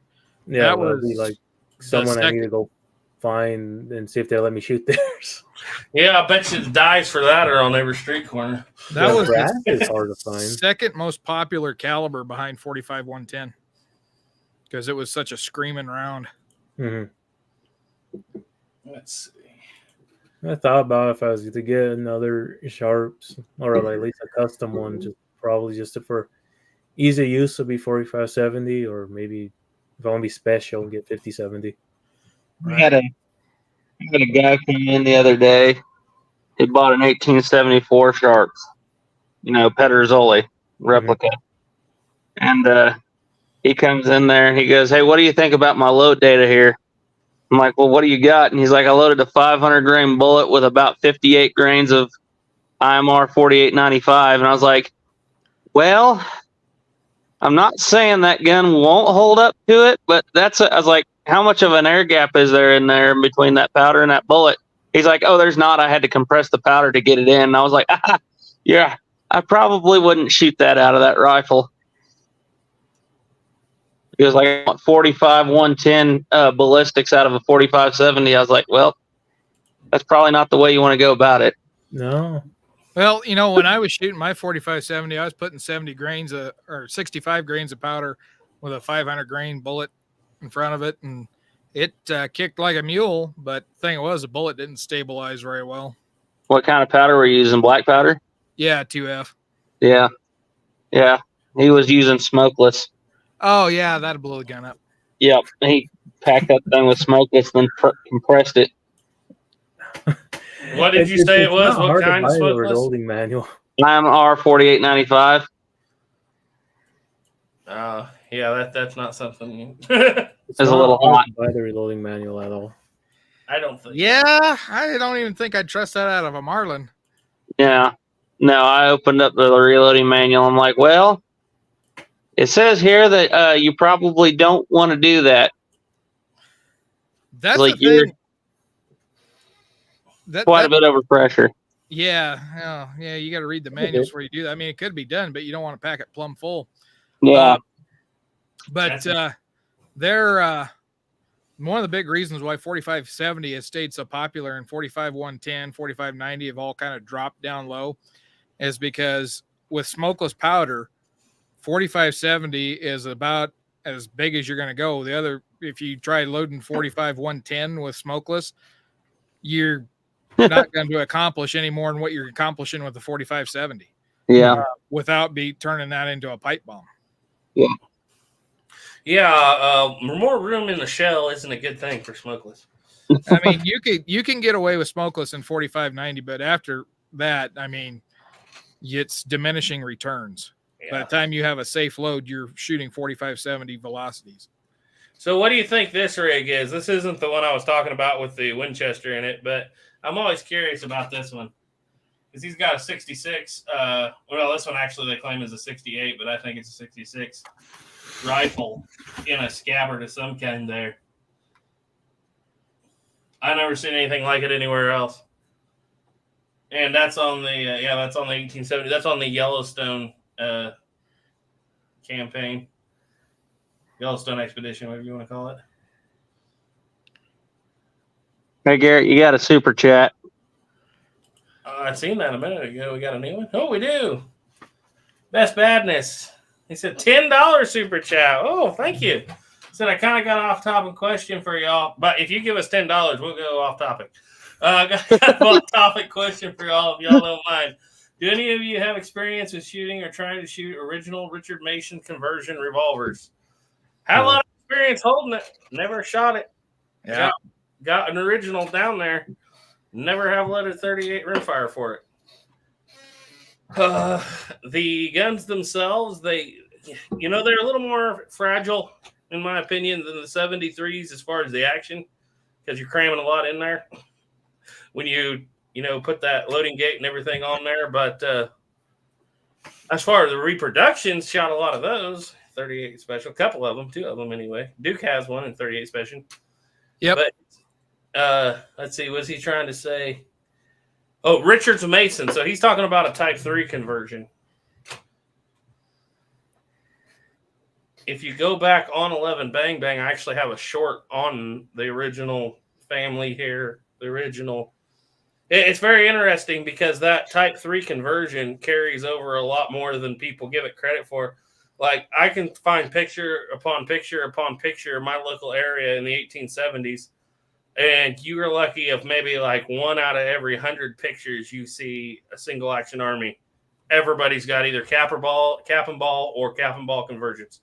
Right. And they just, those conversions hang on a long time. A lot of people didn't even get the 73 because once they had their conversion, that lasted the family until the double actions were prevalent. So, yeah. No, I don't have experience shooting the originals because they're almost all in rimfire. Anybody else? Thought they were center fire. No, not the Richards Mason. Well, there is 44s. The 44s. The 38s tend to be in 38 rimfire. Mm. There's a 38 long Colt. Yes, they can be in 38 long Colt too, but most of the ones I've dealt with have been in 38 rimfire because you can get them in both. Let's see. I think they're talking to you, Sheldon. They want to talk about cats and relationships. No, I saw that and it reminded me. I got cats, but Duke's, these other 3 are the ones for the other side of that topic. I can't make them stay more than a couple months. Judge Roy Bean. Let's see. Line. Kind of breaking up there, shooting the picture. You know what I'm talking about, Garrett. What were you saying? I couldn't understand you. What was that scene? I'm trying to remember that quote of the feller who Judge Roy Bean. Talking about cats. I don't remember. Guy that shot Lily Langtree's picture. I can't remember what he said. But Shot Chill said, tell Duke the last one I sent him was not an Appleton. I had it in the wrong category. And then he has to run. See ya, guys. Have a good night. See ya.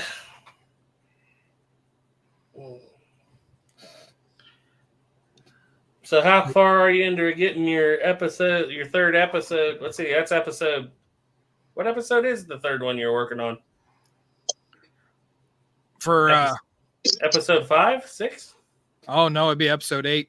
Episode 8, yeah, because you released 6 and 7. 2 more episodes to do. Episode 8 will be Wagon Box Fight, and episode 8 or episode 9 will be the 68 Fort Laramie Treaty. And then kind of I'm going to end it off doing an overview of, you know, what everything happened, how it played into history, and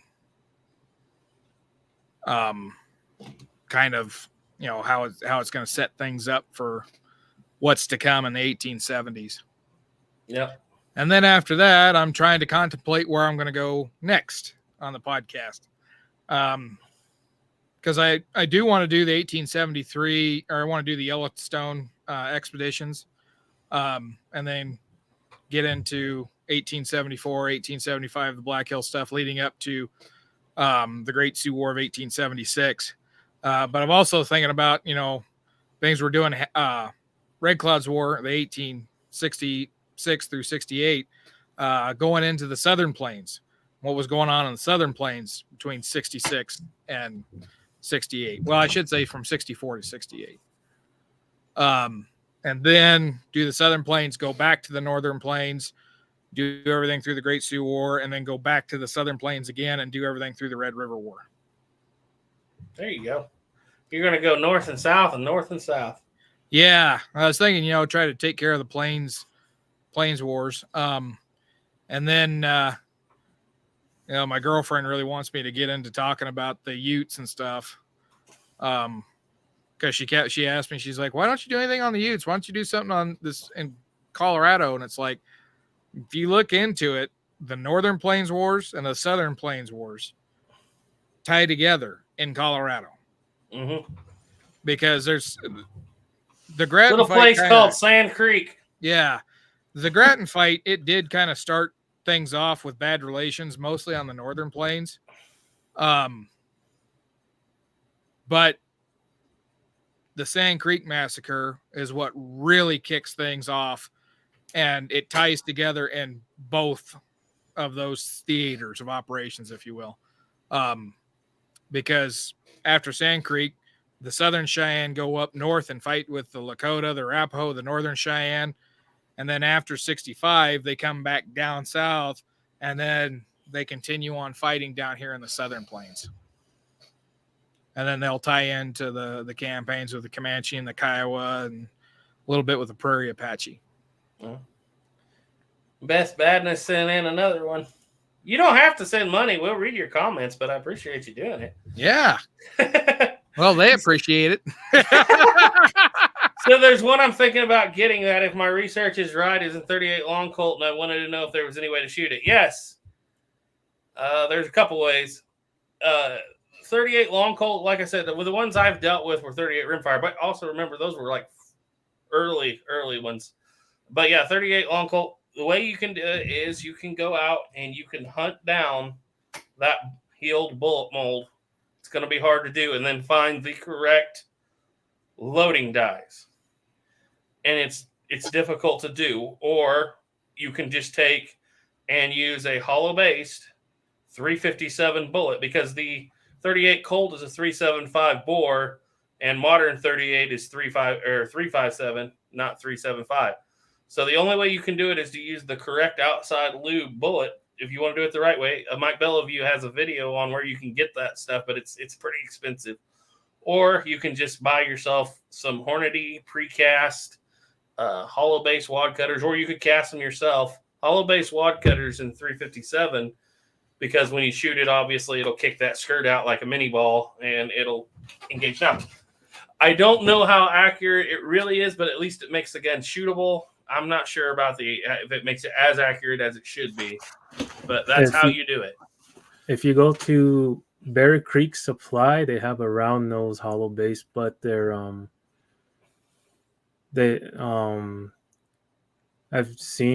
heard good things about using them in the 38 long Colts conversions, or even the new conversions people make out of Pietas and stuff. I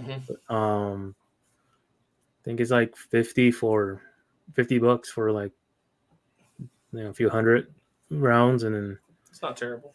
Yeah, and then you can use like 38 special dice probably. So. Yeah, just load it like 38 special, load it with hot black powder.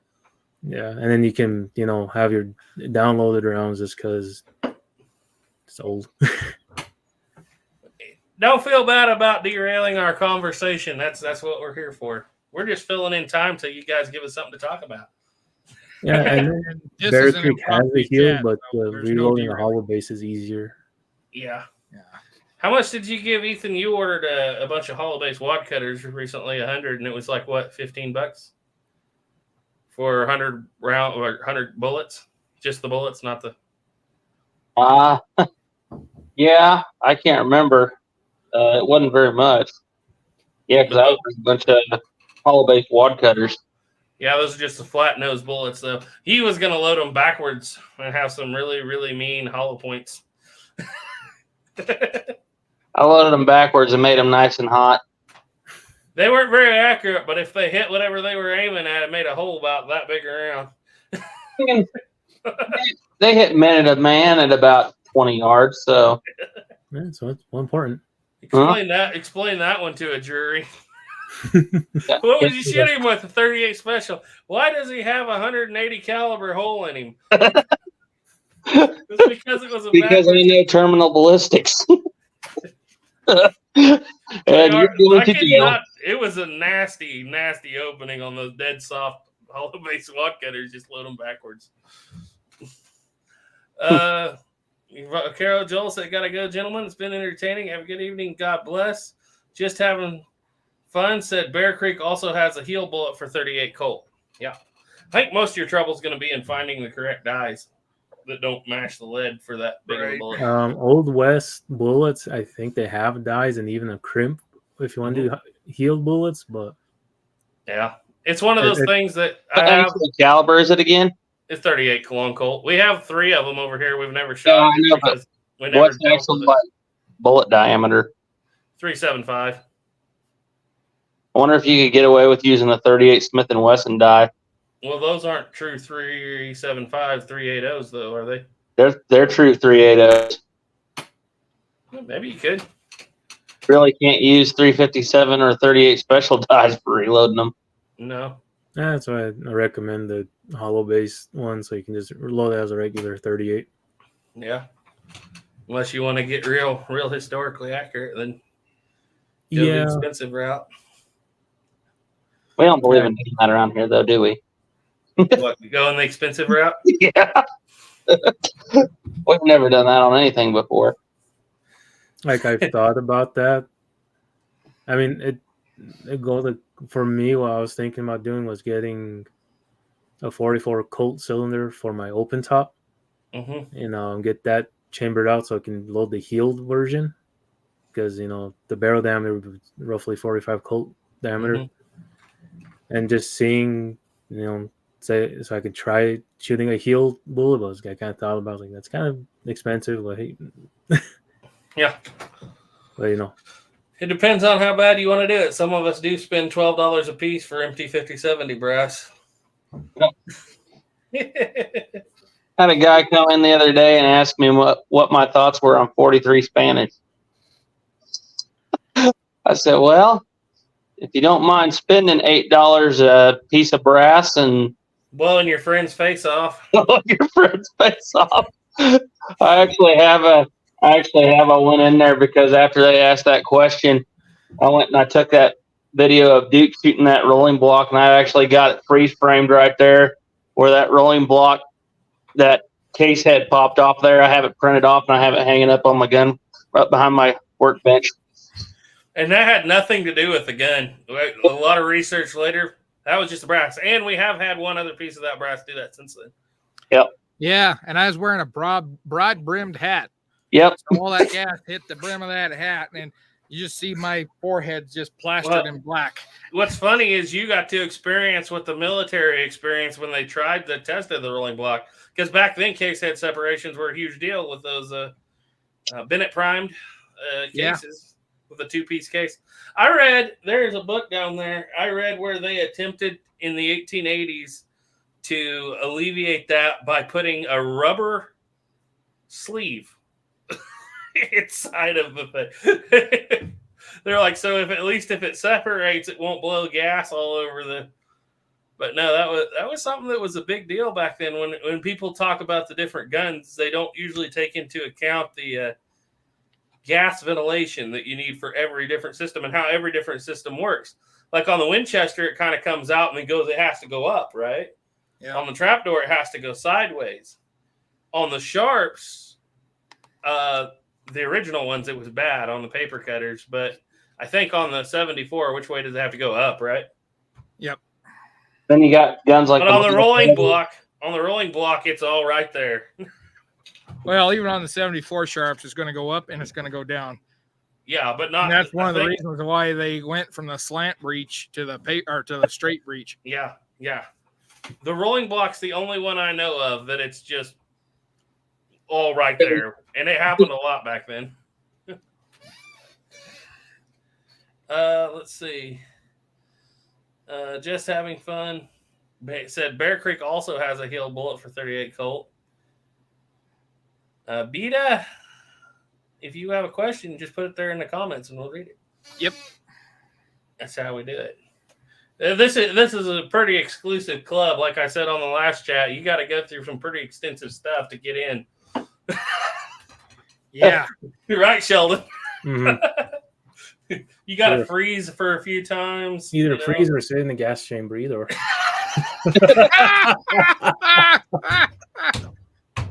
Oh, that's what I was telling Duke and I were talking about yesterday. We're going to get all these pyramid tents and stuff. I said, just wait for Sheldon to get a teepee. Oh, like Sheldon would invite me in. I said, yeah, but we got the smoke hole. We got a ventilation system. We'll just put them by the door.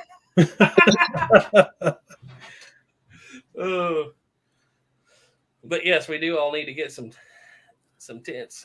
Yeah, I'm going to get a pyramid tent. The thing with the teepee that gets me is I have to haul the poles around, and if I go things, and that might mean I need a trailer. And by the time you get there, you might as well have a full-on bad hand production. Sharp Knife Woman does. She's got one of them teepee racks on the bed of her pickup so that she just sets them up on top. Just get you an old pony and drag them along. I'll be down there in like a week. Probably not much of the pole left. I can't cut across country like they used to. Well, yeah, that's funny. You'd think that the way they used to drag those things, unless they have something different than I'm thinking of, they'd have wore the bases of them out, dragging them all across all the country. They did. Just wore the bases out. I guess that's the sharp side. You stick in the ground. That's why they had to cut new teepee poles every so often, is because they drag on the ground. They'd just grind them off. Mm-hmm. Then you make a travel way out of them, huh? You really can't. That's why old trails and stuff. So when you go with we appreciate them dragging a pony and teepee poles across their field. You just go down the interstate ditch. Hey, when you go to rendezvous and stuff, you see teepees that's got the real long pole sticking out top, and it's like you would see that occasionally whenever somebody cut new poles. But a lot of times you're not going to see poles that are sticking 6, 7, 8 feet out of the top of a teepee. And I had that discussion with another reenactor who was telling me that at Bent's Ford, our teepee poles were not historically accurate because all the photographs show them only sticking out a foot or two out of the top. And I was like, yeah, when they would cut them poles, they cut them, to where they'd stick out 6, 7, 8 feet so that when they wear out to where they don't stick out of the top anymore, it's a longer time period between having to go cut new ones. So what you got to do, Sheldon, is just tie them to the back of your pickup and drag them down the highway so they're historically accurate by the time you get down I here. think it's gonna wear it down quicker. That's why you cut them 100-footers. Hey. But no, we had a thing there at Fort Laramie of there was one day, and I'm not going to get into all the details, but needless to say is somebody ticked me off one day when I was supposed to come in and set up a teepee, and so I went home. And the other people that were there decided to set up the teepee without me. And one guy got out his book and started reading his book about how long teepee poles should be and said, "Oh, this is a 12-foot teepee. They should only be this long." So they got out the freaking Sawzall and cut down the poles to what they should be. The problem was it wasn't a 12-foot teepee. It was a 15-foot teepee. And so when they stood it up, the poles were sticking out of the top of the teepee about like that. And then they put it up freaking completely wrong. I'm sitting there looking at it. And the guy that had ticked me off said it looks really good. And I just looked back at him and I said, it'll be on the ground in 3 days. Yep. I said, because they didn't tighten the ropes when they wrapped it. The ropes are just kind of hanging down there on the top. And they did not make 7 passes. They made 4. And I said, yeah. I said, it will not last 3 days. And it made it 2. And it was really sagging there. It was leaning to one side real strong. And the superintendent looked at me and said, I think you need to go out and reset up that teepee. Was that the teepee you made Sheldon stay in? I don't know. It might have been that one. But I went out there and I told the superintendent, I was like, I washed my hands of it. I said, if they're going to if that certain person's going to treat me the way he did, I'm not going to mess with it. He can figure it out himself. Well, then the superintendent came back to me about the day it was about to fall down and said, that poses a safety risk. Would you please go set it up the way it's supposed to be? I said, okay. So I went out there and started taking it down. We got the canvas off and it didn't fall down. I thought, okay, maybe we're not going to be all that bad. I took the rope off, and as soon as the rope come off and I let it hit the ground, I moved one pole, the whole thing goes boom. Thankfully, it was so loose that when it fell down that the teepee poles were able to kind of flail out, and they didn't break a single one of them. That's usually good. when the teepee poles come down, that reverberation that starts from the back end going up to the tips, them tips usually explode into about 50 pieces per pole. So it come down, nothing broke on it. And, the guy that ticked me off come out and he's like, you shouldn't be doing this by yourself. And I said, I need 2 people.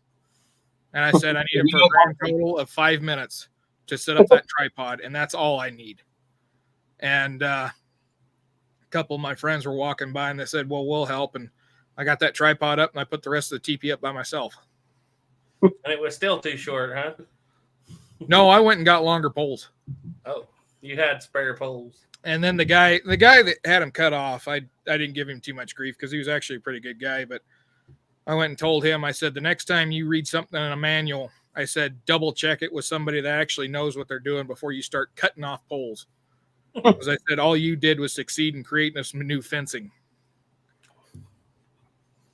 The bright side of that is at the time I had enough poles. We were talking about making a fur press. I was going to use them for fur because they're perfect size for a fur press. But then that got derailed. And then the next thing I know, them poles are all chopped up and in the wood pile.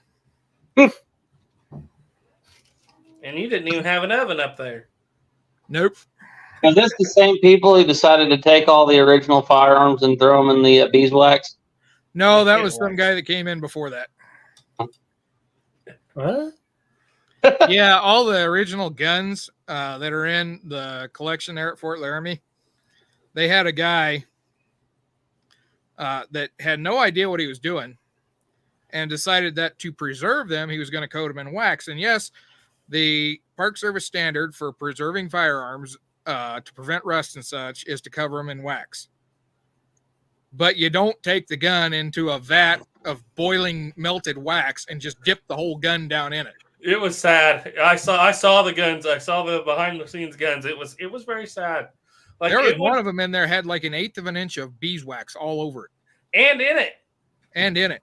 And the problem with that is that particular gun had real ivory grips on it.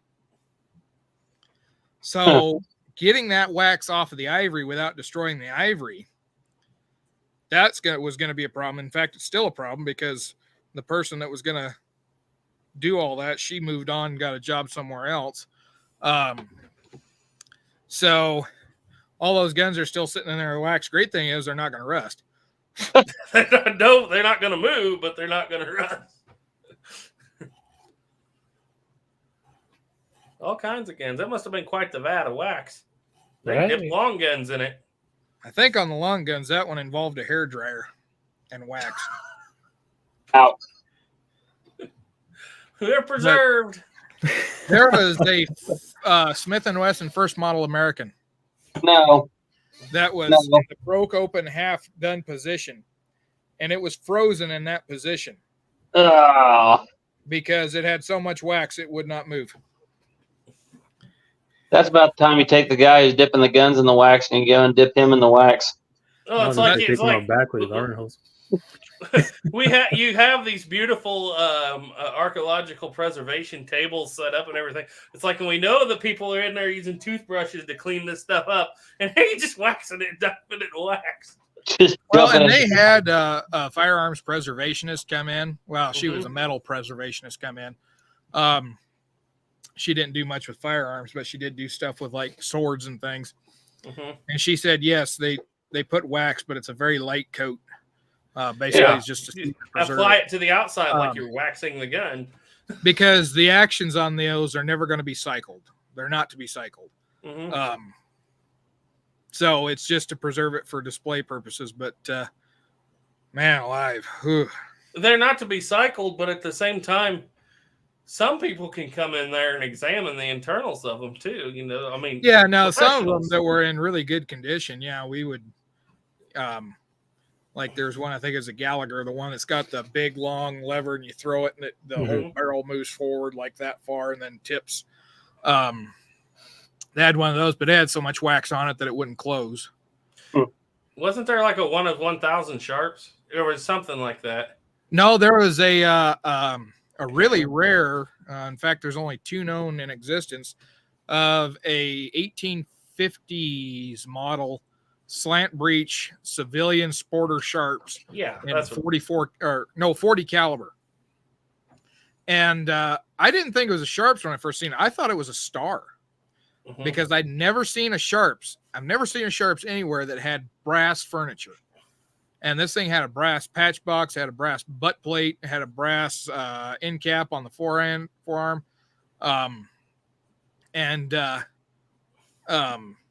Really beautiful gun, but there's only 2 of them that are still known in existence. So yeah, that one was real rare when it was on display for a long time. The ones that they had on display before I left were Spencer and the first and second model Allen conversions. Before that, they'd had a Sharps Borchardt on display and a trapdoor. And it was funny as I told the gal that was put up display about a week after she put it up, I noticed the plastic bracket arm that held the muzzle was starting to peel away from the sticky Velcro because they had used sticky Velcro on it. So I said, it's starting to peel away. I said, you might want to go in there and look at it before that thing falls over. No, it'll be fine. And a few days later, I look over there and it's really pulling away. It's like half of it's not even stuck to the sticky anymore. I was like, you really need to look at that. I said, because if that thing goes over, it could take out that glass. Nah, I think it'll be all right. It's not going to go anywhere. Well, 2 days later, I go in, I'm walking through doing my security check. All of a sudden I hear ka-thunk. Walk in there into the museum display and shine my flashlight, and here's the Borchardt is sitting in the corner. Thankfully, I didn't hit the glass. She had it angled backwards enough that when it fell over, it just went straight into the corner, and that had, like a padding in it. so it fell into padding. And I sent her a picture, and I said, "You remember that thing I told you about?" "Oh, well, I thought it would hold better than that." Evidently not. Oh, And it's like, maybe Duke knows what he's talking about once in a great while. just once in a great while. But I can't give her too much crap. She's a really good friend. So Speaking of people bubbling up old guns, and mind you, it's not like an old 1800s or nothing like that, but they got a 1894 Winchester 364. Somebody went and took, and the guy brought it in and he sold it to the store.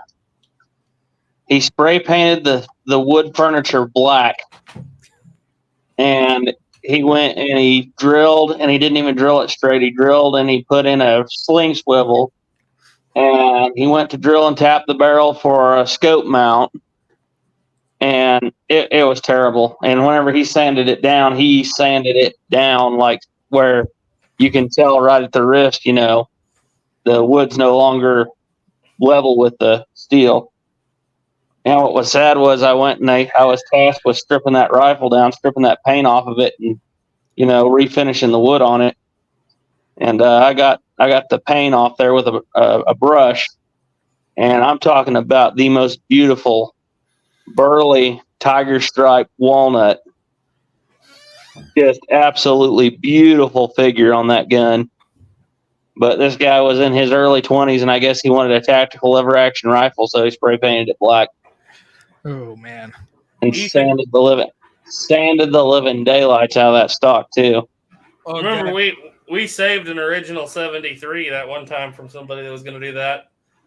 There was a 73 Winchester in our local gun store, and we knew the man who'd owned it. Turned out it belonged to a man named Nate Priest, who'd been a part of a posse that chose some local bank robbers down here, and that was why it was collected by this guy. Well, he died, and it went to the local gun store. And Ethan's walking in there. What did you say that old Taylor was saying about? Well, he was going to buy it. I went in there because that guy, he was an older cowboy, and he'd gotten stuck out in his pasture. His name was Dillman Ash. He got stuck in his pasture, and he tried to walk home in January. He was in his upper 80s, and he tried to walk home. Well, he ended up freezing to death on his way home. Well, he had a huge cowboy gun collection, and they were mostly originals. And his family didn't really want to have anything to do with them, so they basically donated them to the local gun store. Well, the guy who owned the gun store was wanting to retire, so he marked them for dirt, and I mean dirt cheap. Talking about a Borchardt Sharps, he had a Borchardt Sharps in there for $500. That one called Hanks and Sharps? Hanks and Sharps, Borchardt Sharps, trapdoors. $2,000 guns. Oh, you wanted $500?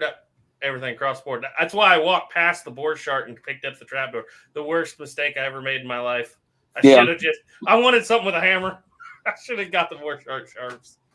But anyhow, I was in there, and that's actually where we got that second generation Colt Walker. And I was in there getting that. I was going to get that Colt Walker, and I was on the phone with Garrett about that 73 Winchester. I was like, well, I think I'll get the Walker now, and I'll come and get that Winchester later. And I was getting ready to check out, and this kid come in, and he's a local kid. He's he's something else, but he comes in there with his buddies, and he starts talking. He picks up that 73 Winchester, and he says, you know what we could do? He's like, this isn't a whole lot of money. He's like, we could buy this and put a polymer stock on it and drill and tap it for a scope mount for a red dot. He's like, we can make like one of those tactical lever action rifles like they got on Call of Duty. He's like, it wouldn't even cost a whole lot. Type 173. He's like, it wouldn't even cost a whole lot. I put the Walker back and I ran over there. I said, let me see that. And I took it from him and I bought it on the spot. Now Snapper has it. He saved it because that kid would have done it too. They would have hacked that gun. He was known for doing that. Yeah. I remember when I was in college, there was this guy. He bought a sniper Mosin Nagant. Yeah. It didn't have the scope on it, but it had the mount and everything for it. Yeah. And the bore, everything was in great condition, but the stock was a little bit beat up because somewhere along the line somebody put on just an old beater stock, and so he was wanting to do a little restoration on it. And there's this one kid ran this gun shop, and the kid did really beautiful work on ARs and AKs and stuff like that. Mm-hmm. So the guy sends it to him, and about 2 months later, the kid says, "I'm done with your Mosin." And he goes to pick it up, and it's no longer a sniper Mosin. He chopped the barrel down to 16.5 inches, screwed on one of those giant artillery muzzle brakes, took the rear sight off and put a red dot on it. Put an Archangel stock on her, baby. No, didn't put an Archangel stock on it. He cut off the butt stock and then put a folding AK stock on it with a collapsible buffer. Did he hate this guy or something? Like, did he have a personal vendetta against him? No, the kid just thought it would look cool. And then he put an AK grip on it, so it had a pistol grip. And then he Cerakoted it all OD green. Yeah, that sounds like something. And so this guy's. I know what. And even at that time, a good sniper Mosin was like $600-700. Yeah. So he's like, he says he took my $700 sniper that I'll probably never find another one again and turn it into a $150 turd. Yeah. So he basically copied the Iraq veteran. Exactly. That's what he did. Well, I'll have to send you some pictures, Duke, because I've got some, what they call them, cursed guns. I've got a lot of those that are sitting on the rack. Like I've got an Ithaca 37, old Ithaca model 37. And from the wrist to the tip of the barrel, it is immaculate. Except for the buttstock. Somebody took and cut the buttstock down to about half as long as it was. But that ain't the worst of it.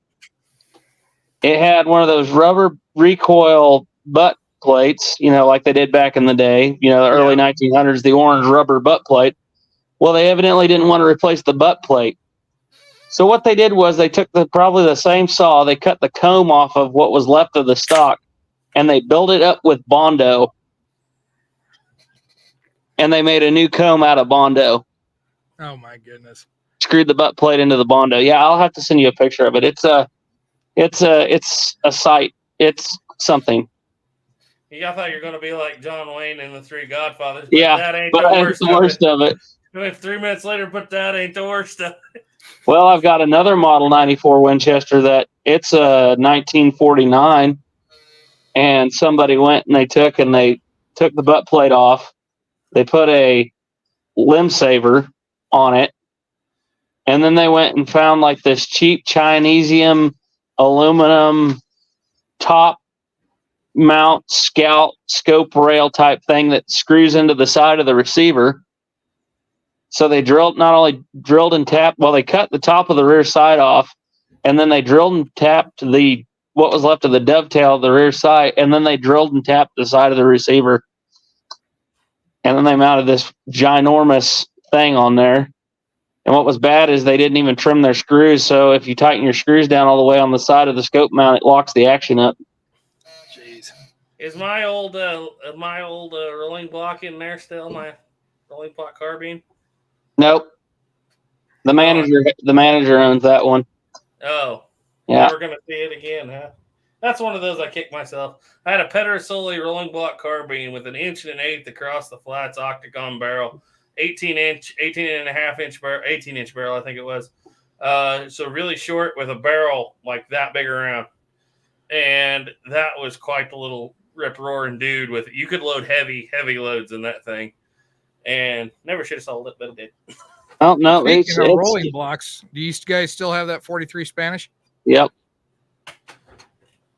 I need to get another one. I gotta find the finances, but I need one of those 1870, like the New York style with the ejection and the half cock. Right. I need one of those at some point. It's funny as buddy of mine up in Fort Laramie, he's got a few original, guns from the late 1860s, early 1870s. And he told me he had an Allen conversion, and I went over and looked at it. It's a 68. But he showed me this rolling block. And he told me it's 4570, or his wife told me it's 4570, and it was this, and this. I looked at that. I looked down that bore, and then I stuck it next to that 68, and I'm like, that is not a 4570. Is that millimeter? It's closer to a 50. Okay. And I was sitting there looking at it, and it's got this really prominent tab to open the block. Mm-hmm. And then the other thing I noticed on it is that the firing pin was not a spring-loaded firing pin. The firing pin folded back when you open the block. It was the Springfield one, wasn't it? I'm like, Springfield 1871 Army. Yeah, this is a 71, and I think what it turned out to be was a Dutch carbine or a Dutch rifle. It was a Dutch okay. rifle. Well, you see, because that whole system there is the Erskine Allen system where, because the originals had to be fully cocked to load, and then you didn't really have, you couldn't go back. You were locked and loaded, so he designed a system that you couldn't fire it until all the way back, and then you close it, it falls to a half cock. And it had ejection. So those are, that's something I'd be interested in. But so it was a Dutch, wonder what caliber it was. 9mm? I think it was 50-70, but it was, it would have been the metric version of 50-70. Like 12.7 millimeter or something. Yeah. Yeah, something like that.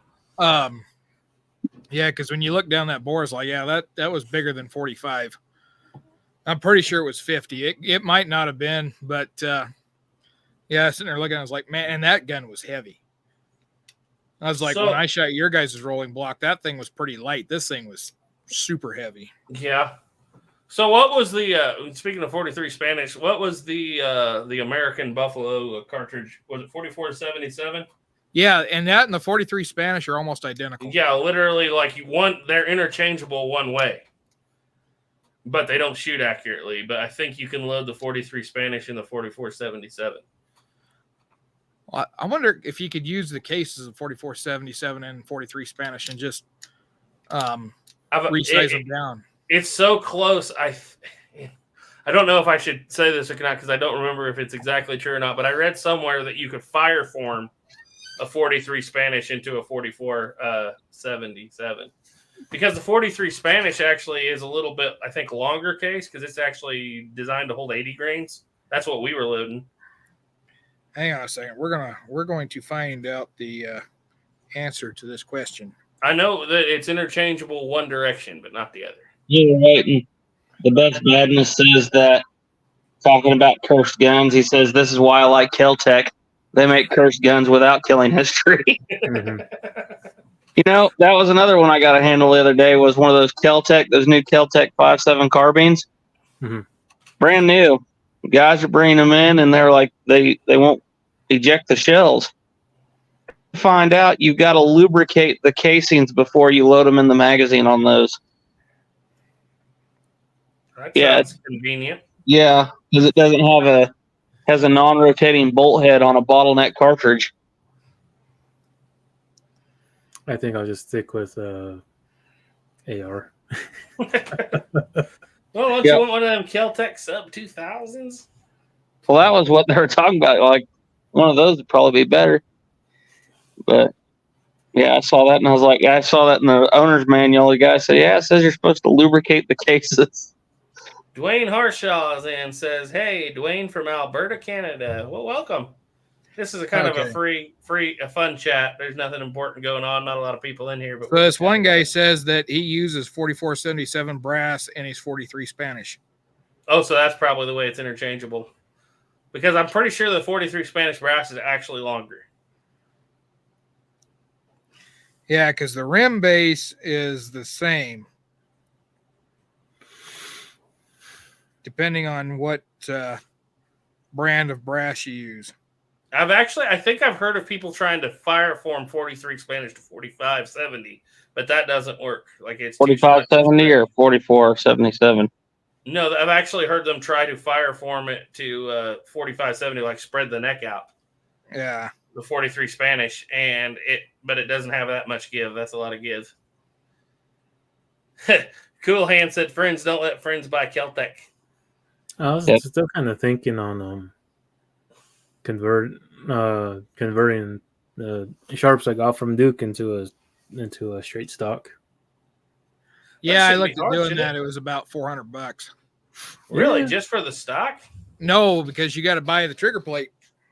Yeah. Oh, The well, trigger can't you make plate one? is close to 200. Yeah. Because the trigger plate's bent. So you Is that got to a buy pet- a straight trigger plate. Is that a Pederzoli? Yeah. Yeah. Yeah, why can't you those make a parts are trigger not plate? cheap. But That you can rear- buy a replacement stock. I think it was about $200 for the stock, and that's unfinished. It's Yeah. just rough. Yeah. And you got to So I had to order a rear sight aperture veneer sight for an 1874 Sharps for a guy the other day. By the way, same guy who loaded his shells with IMR 4895. And he comes in there. He's like, "Well, I'm wanting to shoot long range." It's like, "Okay, how long range?" He's like, "What's the furthest range rear sight you can get me?" I was like, "Well, I can get you one that's a 6-inch rear sight." Cool. How much is that going to cost me? Like, well, for the rear sight alone, without the screws, about $380. You gotta tap and die it into that receiver tank. No, it's already got the holes. You just got to take the little plugs out. He But- just wants you to order it and do it for him. Yeah, and then he Is said, this a "Well, I was thinking 4570 or a 4590 or it was a 4570." But that's a lot of sight for that cartridge. yeah, no, that's what I said. He was like, Action. "Well, how about a little less?" I'm like, "How much little less?" He's like, $120 worth. I said, "Well, that'll get you the bare minimum. That'll get you a nice little 3-inch tall rear sight." Which we put it on there. It was pretty nice. So according to this, as that dimensionally the case is identical, the main difference between 4477 and 43 Spanish is that a 4477 uses a slightly bigger bullet. It uses 4.46 and the 43 Spanish uses 4.3. What did it say here? Give me just a second. So it's only interchangeable 43 Spanish into 4470. Yeah, but what I was saying is that you could take the 4477 and run it through a 43 Spanish resizing die and push that 44 neck down, and then you could use Trim it. that brass. And then you might have better quality brass. You might. Yeah. Just trim it down a little bit. Yeah, you'd have to trim it. 77 is kind of hard to find right now, though. It's all hard to find right now. Yeah. But I mean, Starline has gone from back ordered to canceled on 5070. yeah. But I mean, if some of those guys can take 24 gauge brass shotgun shells and turn them into 450 Martini rounds, I mean, you could take a 4477 and resize it to 43 Spanish. I've often thought about it because I'd like to put together a Buffalo hunting rolling block. Mhm. Yeah. But, an original civilian rolling block is out of this world expensive. So I've often thought, since those two are so interchangeably close, you almost could tell, especially from a reenacting standpoint where you're not shooting it anyway, you could buy one that maybe has a busted stock or something, because there's a lot of them military 43 Spanishes out there for not a lot. Like, the dies cost more than the guns. Like, you can put $600 in a gun and $1,000 in reloading equipment in that real quick. Right. So I thought if I could find one with a busted stock, I could make a civilian gun out of it with a half stock, or at least fairly close, and have one that's not actually 4477, but it's pretty close. Yeah. Well, I'm probably going to have to get off here. My phone's about to die. Okay. That's all. Now I'm leaving, Duke. All right. Bye. Bye. Bye. Best Badness said, I wonder if he's going to try shooting buckets at 900 yards. Because it's like, I don't know, I want specific sharps, and I know Chiappa has them for like 1,300-1,500. Just a straight stock business rifle. With that little pewter tip. Mm-hmm. Yeah. That's not the business rifle. Doesn't have a pewter nose cap, does it? No, it has a little wood. Yeah. I've seen them. I thought they were about 1,700, but I could be wrong. Yeah, there's a couple on Gunbroker for about 13. Well, everything's expensive, so that could be a teepee. Yeah, that could be a teepee right there. I was talking to Jake from Everything Black Powder about it one day because, he's a big channel. He's like, what is a dream gun? I said, I'd love to have a Sharps carbine in 50-70. He was like, yeah. I said, why did you say it like that? He said, well, since you mentioned it, I went over to Gunbroker and bought an original. And I was like, oh, thanks, geez. So nice. Right. And he did. He just ran out there and bought an original 63 conversion in 50-70. He loves it, too. He's already shot rabbits with it and everything else. Like, no, that one time I won the gun shows in Rapid. Someone was selling their C-Sharps rifle. Mm-hmm. Exactly how I was looking at it. I mean, the barrel was a little bit longer than I wanted, but they just wanted $2,600 for it. I was like, man. And that's not terrible, though. Yeah, it was right there, and the guy didn't look too bad. Yep. You got to go take out a mortgage sometimes, it feels like, for such things, but just keep telling your wife, we can make that money back. Yeah. Well, good thing I'm single. Yeah, you just go do what you want. That's why you have 2 1866 Winchesters. Mm-hmm. And a Lehman. And a Sharps. There was a Henry amongst there, too, but now it's in Colorado. Yeah. Did you have it the same way? You didn't have the Sharps when you had the Henry, so. Yeah. Funny thing was that Henry, it came out of Colorado because I traded it, basically Henry for Henry. I went down to Scottsbluff to trade for it because the one I had was one of the newer American-made ones in 44-40. Mm-hmm. And, it shot good and everything. It's just I don't reload for that, so. Yeah. One guy wanted to swap, so I had to go down to Scottsbluff. He had to travel the same distance, too, so. So when does the pistol grip stock Sharps come into play? You could order them with them on there. They just weren't real common. Yeah.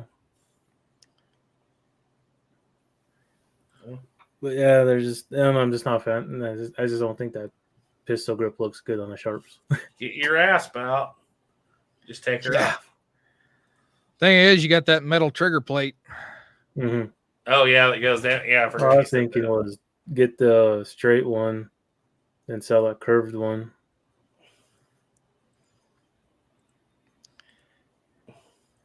I was Wheels looking are at turning. The wheels on the bus are going round and round right now. My financial guy is not spending finances on firearms like he used to, so I got to figure out different ways to get this done now. He's not spending anything on firearms at all. Exactly, and it's rough. I can't feed my addiction this way. Now you're just going to have to get one of them high-paying jobs, man. Yeah. Just work more hours. You already meet yourself coming and going to bed. You meet yourself in the middle. How's your math skills? Not that good. Oh, I was going to say you go be a banker. No, yeah, that might not be the job to have right now. Yeah.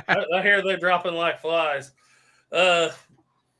Gosloco said, I seem to have a problem with my 74 Sharps military carbine at 50-70 Buffalo Arms. A 50-70 Buffalo Arms cartridge will not chamber. There might be a joke in there I'm not getting, but maybe he's being serious.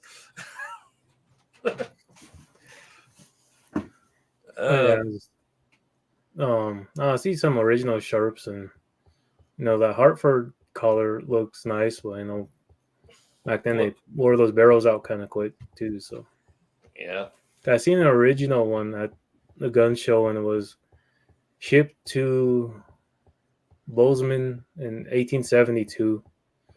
And it was like classic Sharps that just cut down, and it came with a 26-inch barrel.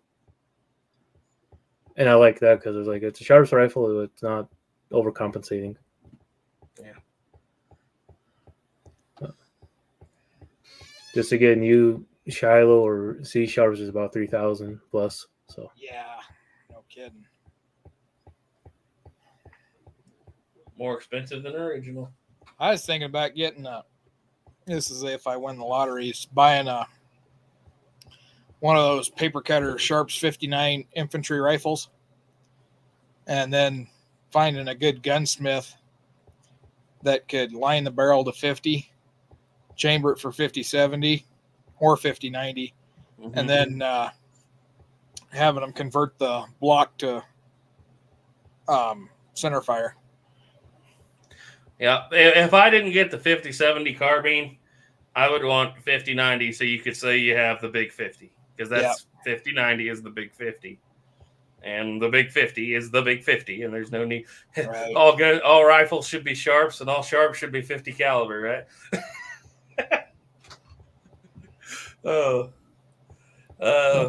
Badness said saw a Sharps carbine in the 50-something the other day. Doubtless I couldn't afford it. Yeah, that's the trouble with them. I would buy one in 50-70 because they're cheaper, and then bore that dude to 50-90.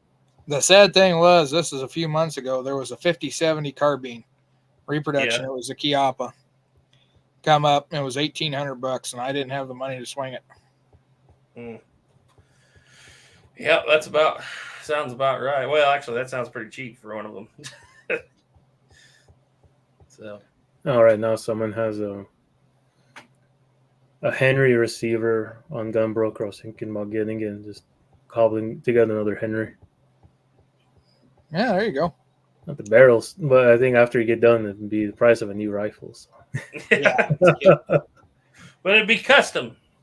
Yeah, the one I really like is Rock Island or James Julia. They had a Henry come out of Peru, and the barrel was cut like it was converted to be a side loader, like a Winchester. And what they did was it looks like they cut the extra, like, was it 4 inches off the end of the barrel, and they put like a plug in like a hollow plug in the end of the magazine tube. So it fed like a 66 and looks really nice. Okay, yeah, that was a King's conversion. They did do that with a few of those Henrys. They did the King's conversion gate. Well, everything on it, even the stock looks a little off. It has a custom sights all engraved. And it came out of Peru, so it's maybe someone down there. Yeah. But if I remember right, on that first King's conversion that they did on the Henrys, that door doesn't push in. You have to slide it back. You load it, and then you slide it up. Oh, this was a regular 66 gate. Yeah. But I was thinking on like the I think it was the King's but they did do that with a few of them back in the day at the factory before the 66. I was just thinking maybe someone down there because you see like some off conversions that you think nowadays people be like, why would they do that? Right. But they did it anyway. If you watch the movie Crazy Horse, or not Crazy Horse, Son of the Morning Star, Crazy Horse, he has a Henry that has a side loading gate, and Birdie made a small run of those King's conversions. Yeah. And I think that was one of the few that they made. They didn't make very many of them. Yeah. But the way that side plate slid down on that Henry, you couldn't put the one in there that had the spring on it because you wouldn't be able to get that side plate off. So that's why they had that door that slid back, so you could slide it back and you get that side plate down. Do you know if you can buy, not change the subject back, but from the Sharps company now, I wonder if you can buy just an investment cast receiver, a rough cast. C Sharp sells receivers in the white. Yeah. I know that's what they do, but that'd be fun to do. The gun, order a barrel, 50-70, how I want it, and then try to do it that way. I know they upgraded their website, but they didn't do something with it up their security measures, because a couple of times I went there and it took me to +18 website by mistake. So, oh jeez, I'm not in the mood for this at the moment. Looking for a Sharps right now. For crying out loud. Well, yeah, the Sharps I want is just like your what they call a Hartford model, which is a 26-inch barrel, and that's still like $3,000. Plus, you got to pay the think they want it right away, the 8% Montana tax, which brings it up good another 500, 600. I've got to study this because I have a feeling that outside of military rifles, if I studied sharps, it would definitely become my favorite civilian single shot, especially for a lefty. But I got to study it. But Duke and I were talking about this earlier. We once I get done with this trapdoor series, we may have to dive into the history of the sharps. Yeah. I know that book I sent you, the little snippet of where they were talking about they might have been the rimfire trapdoors. Mm-hmm. Has a little chapter dedicated to sharps. It was like in mid to late 1850s, or they bought those or the group bought those and some navies, and they went from I think Missouri down to Santa Fe, and that's what they used. Talking about having tape and all kind of stuff for caps and stuff. Mm-hmm. Yep. Yeah, those are the same guys that turned the barrels into crowbars. And I was reading that the other day.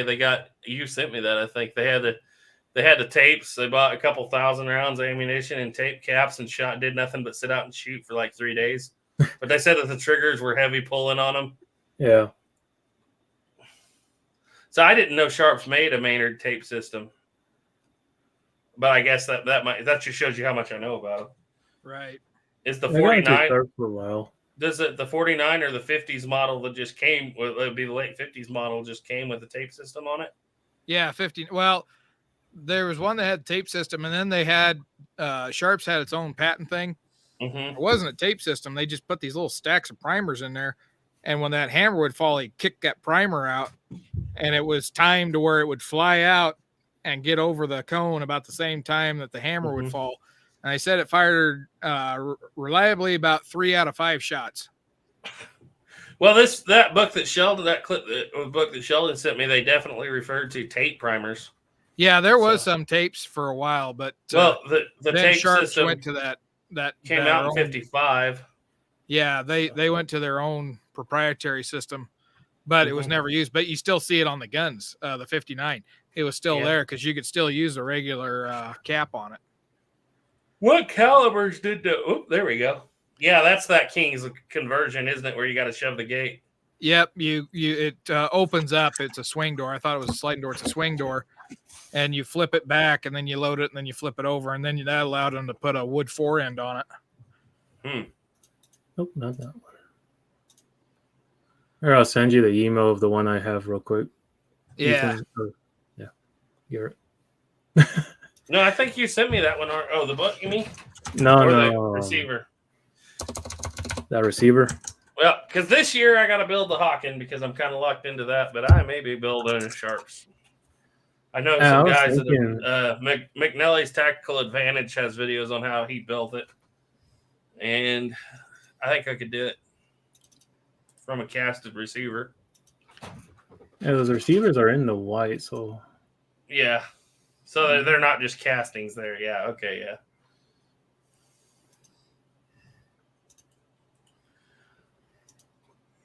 All you gotta do is kind of kick hard.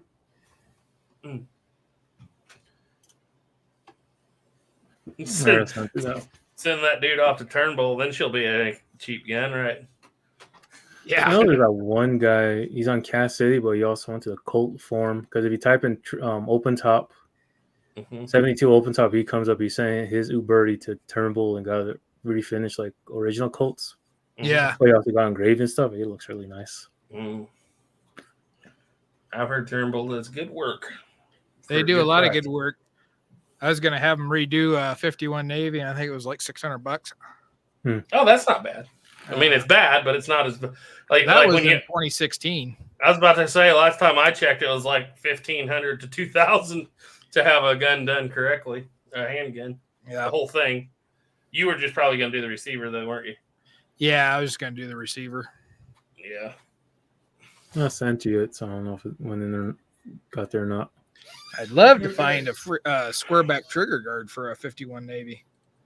Well, I should have be able one, to get but replicas it does of not those. fit it does not fit like the current production. I got it back in 2016. It might fit older ones. Oh, how much you want for it? I'll just send it to you. Okay. It's just folding around.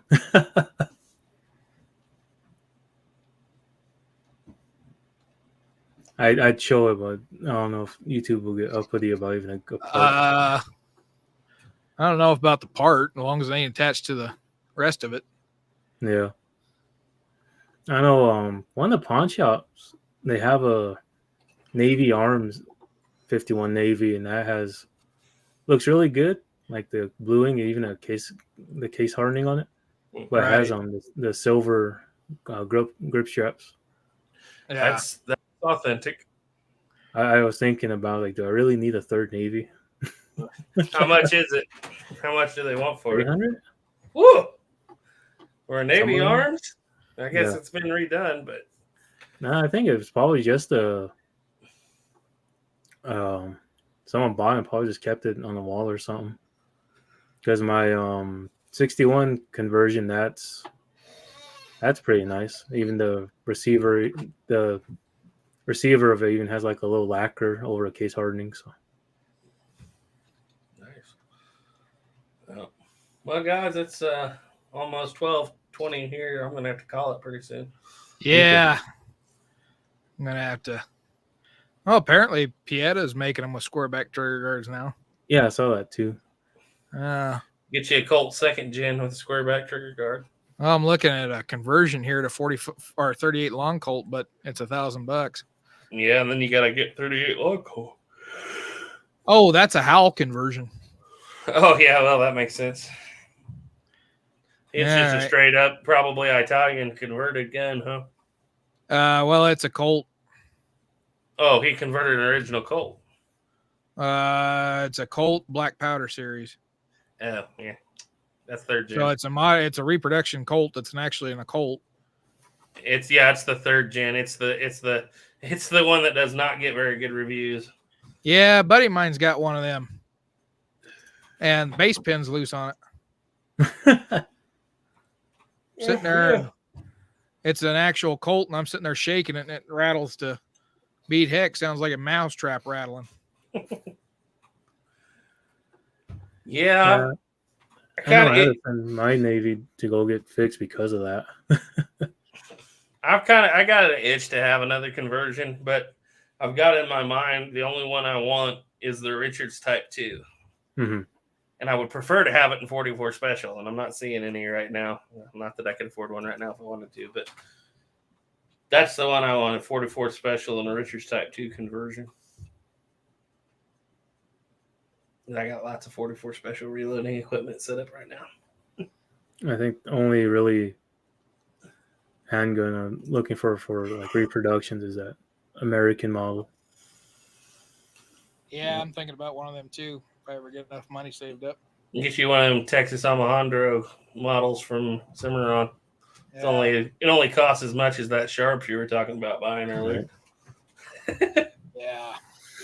It's like, man, those Smith & Wesson replicas, they want a pretty penny. Yeah, 13, and it's just like I've seen them for about 1,000, but still that's a lot. But it's like I think like that time I think I was talking with you and you said, why not just get a Schofield? I was like, yeah. Yeah. Everybody got Schofield. Just be a little bit special. Mm-hmm. I want something a little different. What you need, since all the Indians in Horizon are all armed with Smith carbines, you need you some Smith carbine. I thought about that. I thought about that because one, I probably won't ever shoot it, but just be a little bit different. Well, it looks like it's easy to make ammo for. Yeah, but It needs a couple rubber tubes. I think the main reason why I was interested in getting the American models in that Wild Reshaw boys that says that William Janice supposedly had a break open, but I might be misremembering that because I haven't read it in a bit. Was he the one that had two of them? Yeah, I think so. Why they said white handled? Yeah. I need to go back and read that. What's that book called? Wild Reshaw Boys, but I don't. Yeah, it was a magazine article. Oh, okay. won't be looking for it. Duke has a copy. He gave me a copy, but that's I need to go look and see if I can find my copy. I don't even know where my copy's at. I went through, like, I had kept everything together, but apparently those papers decided to walk off.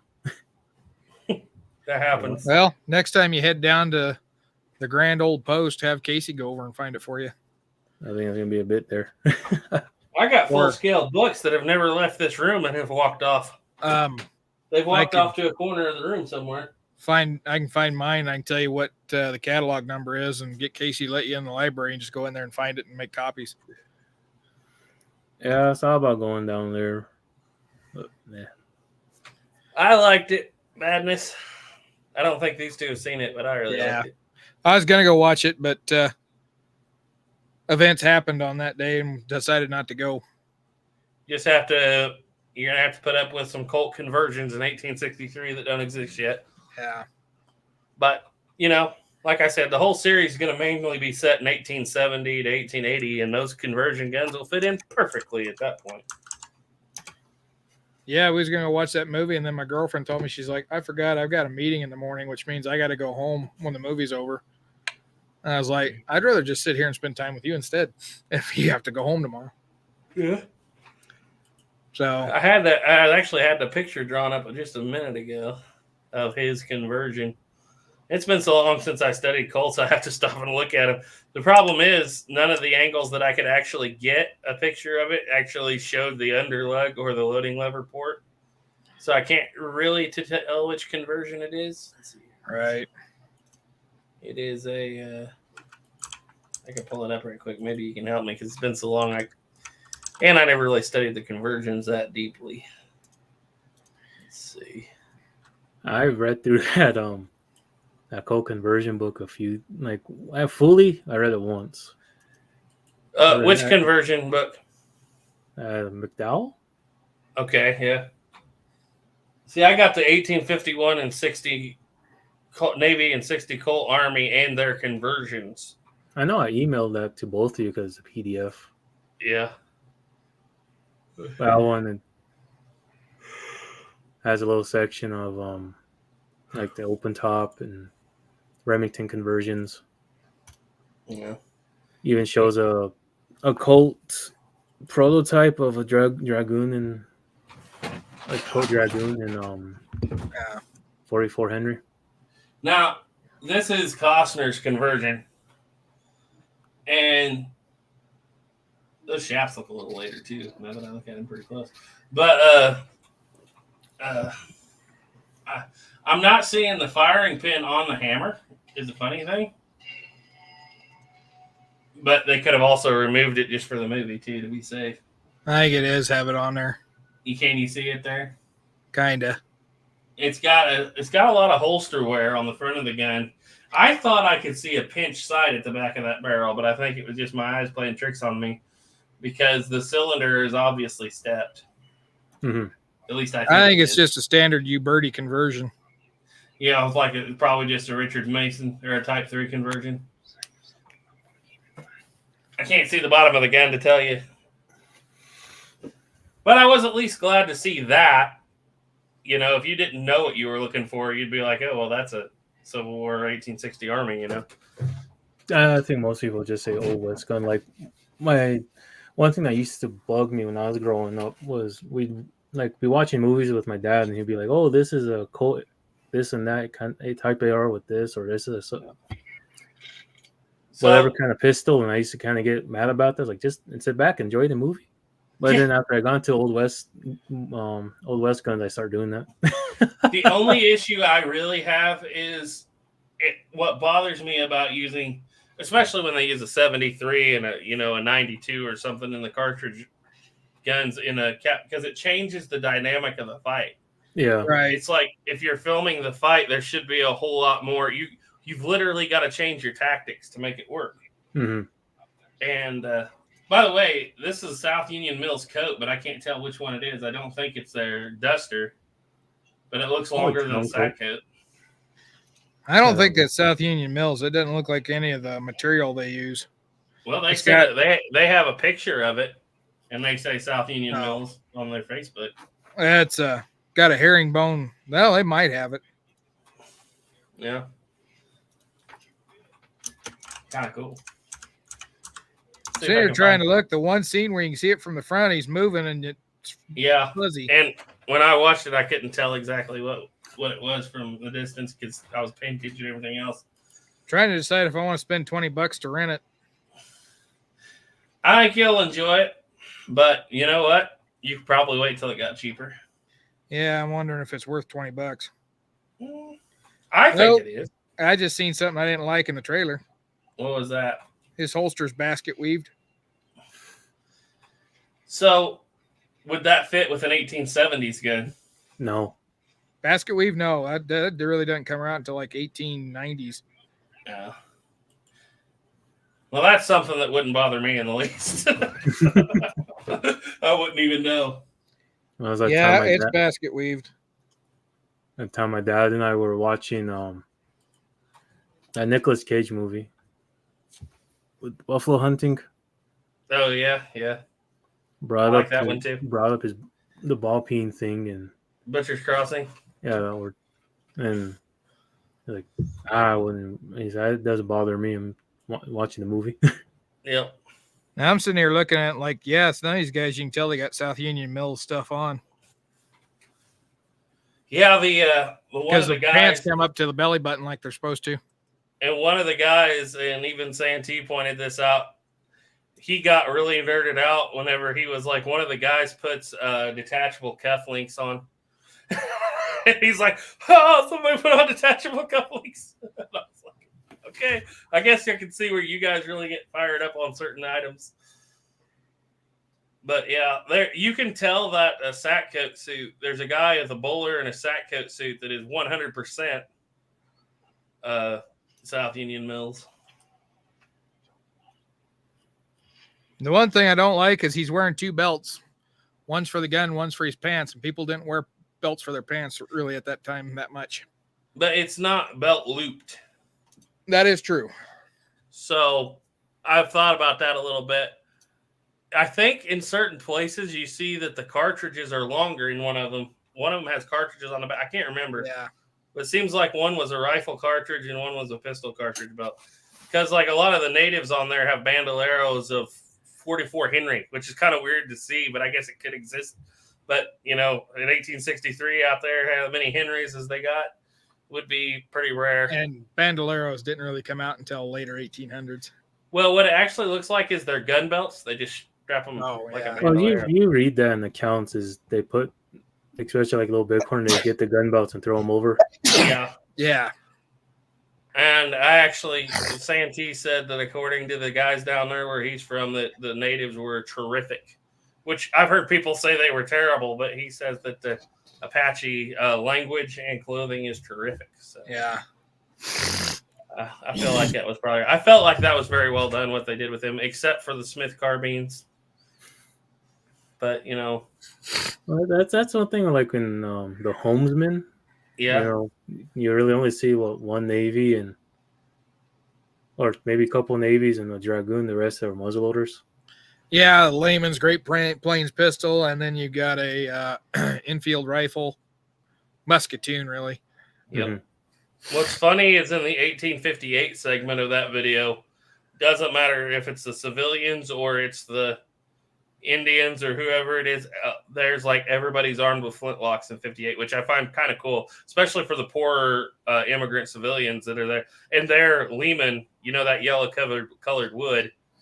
So somebody knew what they were doing there. I mean, it's almost like somebody was like, this little 1858 segment that takes place for like 10 minutes, the very first. This one's spot on. This one's perfect. Right. The thing is, And- flintlocks in 58, those are starting to get to be fairly rare, too. They are, but you have to remember that these are your sod buster. We don't have any money anywhere else to go, so we're Right. literally trying to farm a desert.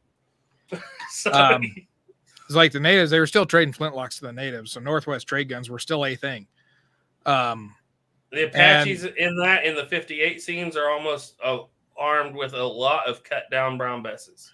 And, you know, I mean, they did not completely disappear. There's a picture when my friend and I went to Homestead National Park out in eastern Nebraska, south of Lincoln. There's a picture of that homesteader there in the 1890s, and he has a Brown Bess musket, flintlock. Mm-hmm. I was. Let's say I was more happy to see the flintlocks in the 58 segment than not, because there were cap locks too. But it's better to see a flintlock in 58 than a Spencer carbine in 58. Yeah. I didn't see any of those in the 58 scene, but it's like somebody nailed the guns for 58. A lot of cap locks, a lot of flintlocks, and then I feel like they nailed the guns for the 1870s. But they're like, let's just budge these 1870s guns back into the mid 1860s and make it work. Right. And I think that's what they were doing. Let's see. Best Badness said, I think it was funny how they blatantly show people dropping brass cartridges in their revolvers all the time. Yeah. And like I said, that's an 1870s thing. But at one point, they dropped a brass cartridge into the Smith carbine, and I was like, oh, that can't be right. Then I looked it up because I thought they were rubber cartridges, and I looked it up, and they're like, yeah, the Smith carbine has a brass they did cartridge. have brass. So that was actually right. And the double-barrel shotgun that they break open, and they breathe through the tube in 63, if you look really close, that's a pinfire Lafayette shotgun. And so I felt like that was all right. But, yeah, cartridges everywhere is not right. Yeah. It's kind of like I told Santee, I'm gonna hunt for every excuse because I like the show. Let's see. He said the back of the barrel looked like Cimarron's Richard's conversion. Kind of did. Yeah, but that's what I thought about it. And the clothing guys could get really hog wild. I heard somebody picking apart that the cavalry had a lighter colored hats. That would have been all black hats, I guess. I don't know. Yeah, no, that white hat thing was not a thing. That is John Ford. Yeah. So these are tan colored hats, but they didn't have ribbons. So. Yeah, and I noticed that Kevin Costner's hat, they didn't do a very good job at converting a regular Stetson into a round crown hat. Yeah. Yeah, that was what Santee said. He didn't care for Costner's hat, but he said it fit him good, so it'll grow on him. But yeah, no, I'm happy that they tried, because a lot of them don't even try, at all. And so if we're going to drop it, if we're going to pick out cartridges because they did exist in 1863, that's what a lot of people were like. Well, cartridges didn't exist yet. And I'm like, they did exist, because Smith & Wesson had 3 cartridge handguns out during the war. So they did exist. You're pushing it into a role it shouldn't be in. Especially with Colts. Yeah, especially with Colts. Unless we're talking about that one Dragoon I got a picture of that's converted to 44 Henry for some reason down there. In the picture, supposedly the gun is set up in 64 at the end of the Civil War, which is possible. But you would think that would be way too small of a bullet for that bore. I mean, it's kind of like how's I'm word this? It's I think some people, they wanted to be accurate, but I think some of them really didn't care. Yeah, they slung it down range. Yeah, it's a close-up weapon. Yeah, I seen that Colt tool shop conversion one. So, yeah, it wasn't too hard for a gunsmith back then to do it. Yep, that's what that picture of that Dragoon is. Somebody just hacked a cylinder and built it's really, really rough. It's not even like Remington's. They built a conversion plate for the back of the cylinder and put it in 44 Henry. Yep. So I was trying out my Remington replica, and one of the chambers, one of the 44 Henry rounds I have just slides right in. That's just me being bored.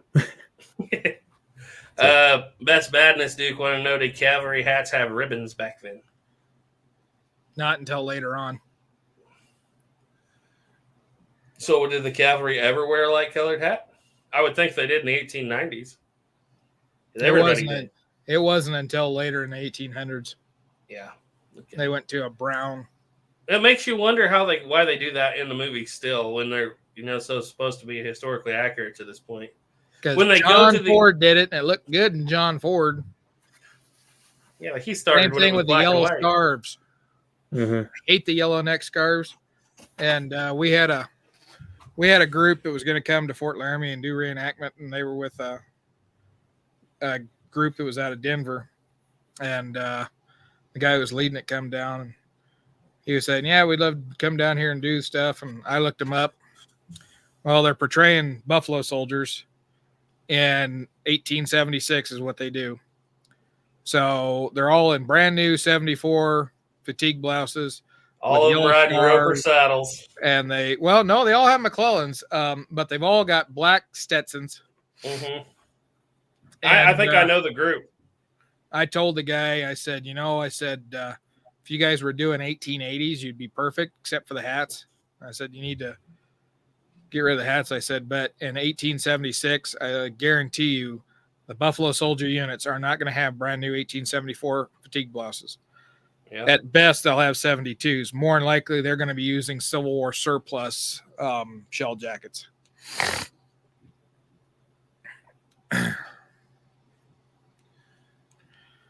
Yeah, so Horizon, there's a lot of John Ford on it. It does, and I like it for that because it's that slow.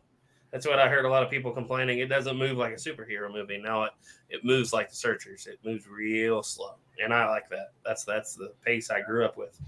So I'm right at home there. I told that to Plowboy because he went and watched it, and when he came back and he talked to me about it, and he goes, the first thing he noticed was he said, "I like this movie," because he said it feels like I'm watching something that's like eating comfort food. It's like real slow. Yep. But anyway, so yeah, I liked it. I'll watch it one of these days. Yeah. I'm Wait till- contemplating watching it. Wait till part 2 and 3 and 4 come out, and then you can just watch all of them at once. Yeah. If Like a 3 and 4 miniseries. ever do come out. 3 or part 2 is set for September. It's on its way to making its money back now because it's set for like 3 weeks at the #1 rented movie. Failed in theaters, but you can rent since they made it where you can watch it on your own TV. It's took off because the group that watches it doesn't go out anymore. Right. They're all 60 and 70. I'll watch it one of Right these now, days. it's number 2 on streaming. Yeah, so it's really making its money back. It's just it's not the way that he wanted it to.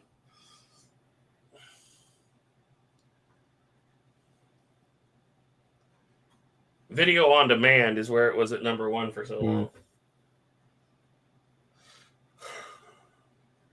Oh, what do you guys think? 7:40. I'm thinking it's about time to go lay down. Yeah. I thought you guys was used to these hours. Yeah, well, I've been awake because I thought we was going fishing this morning, so I stayed up till 4 o'clock. Then I found out I wasn't going fishing, so I went to bed at 5. And then I woke up at 9 o'clock, and I've been awake ever since. My sleep schedule is messed up. I've been cutting hay till about 2:30 in the morning, so I was real tired like 45 minutes ago, and then I just hit the. My sleep schedule is all over the place. Thing is that I think Horizon would have had a better success if they'd done it as a mini series. Mm-hmm. It would have. That's what they should have done. And done it like that on Netflix or something, than trying to make a 4-part movie. 3 hours each. Yeah, so that's 12 hours. I mean, you could put that into a series. Yep, and that's what it's. I think it will be that now. Yeah, because it's already proven that on streaming it's got legs. People like it on streaming. I was thinking about it the other day. Like in the 2000s, you had Deadwood. In the 2010s, you had Hell on Wheels. Mm-hmm. This decade, you really ain't got nothing. No, not yet. But this may be it. Deadwood was really even kind of mid to late 2000s, so it wasn't that far away from Hell on Wheels. Yeah, and then the 90s, you had Tombstone, and 80s it was Silverado, 70s it was the end of the Western era, Josie Wales. No, I have my dad. He has a copy of a Crazy Horse movie. I've been trying to figure out how to get it onto my computer, so I don't have to use a disc. Yeah. What they should have done with it is did exactly how they did Hatfields and McCoys. You remember what a national thing moment Hatfields and McCoys was? Like people that I never knew or cared about stuff. It was like the entire county around here, farms that summer, didn't matter what they were doing, cutting hay. I can't remember if it was wheat cutting time or what it was, but it's like literally for those 3 days at 7:00 at night, the county shut down, stores shut down, and everybody went and watched Hatfields and McCoys. That's what they should have done with Horizon.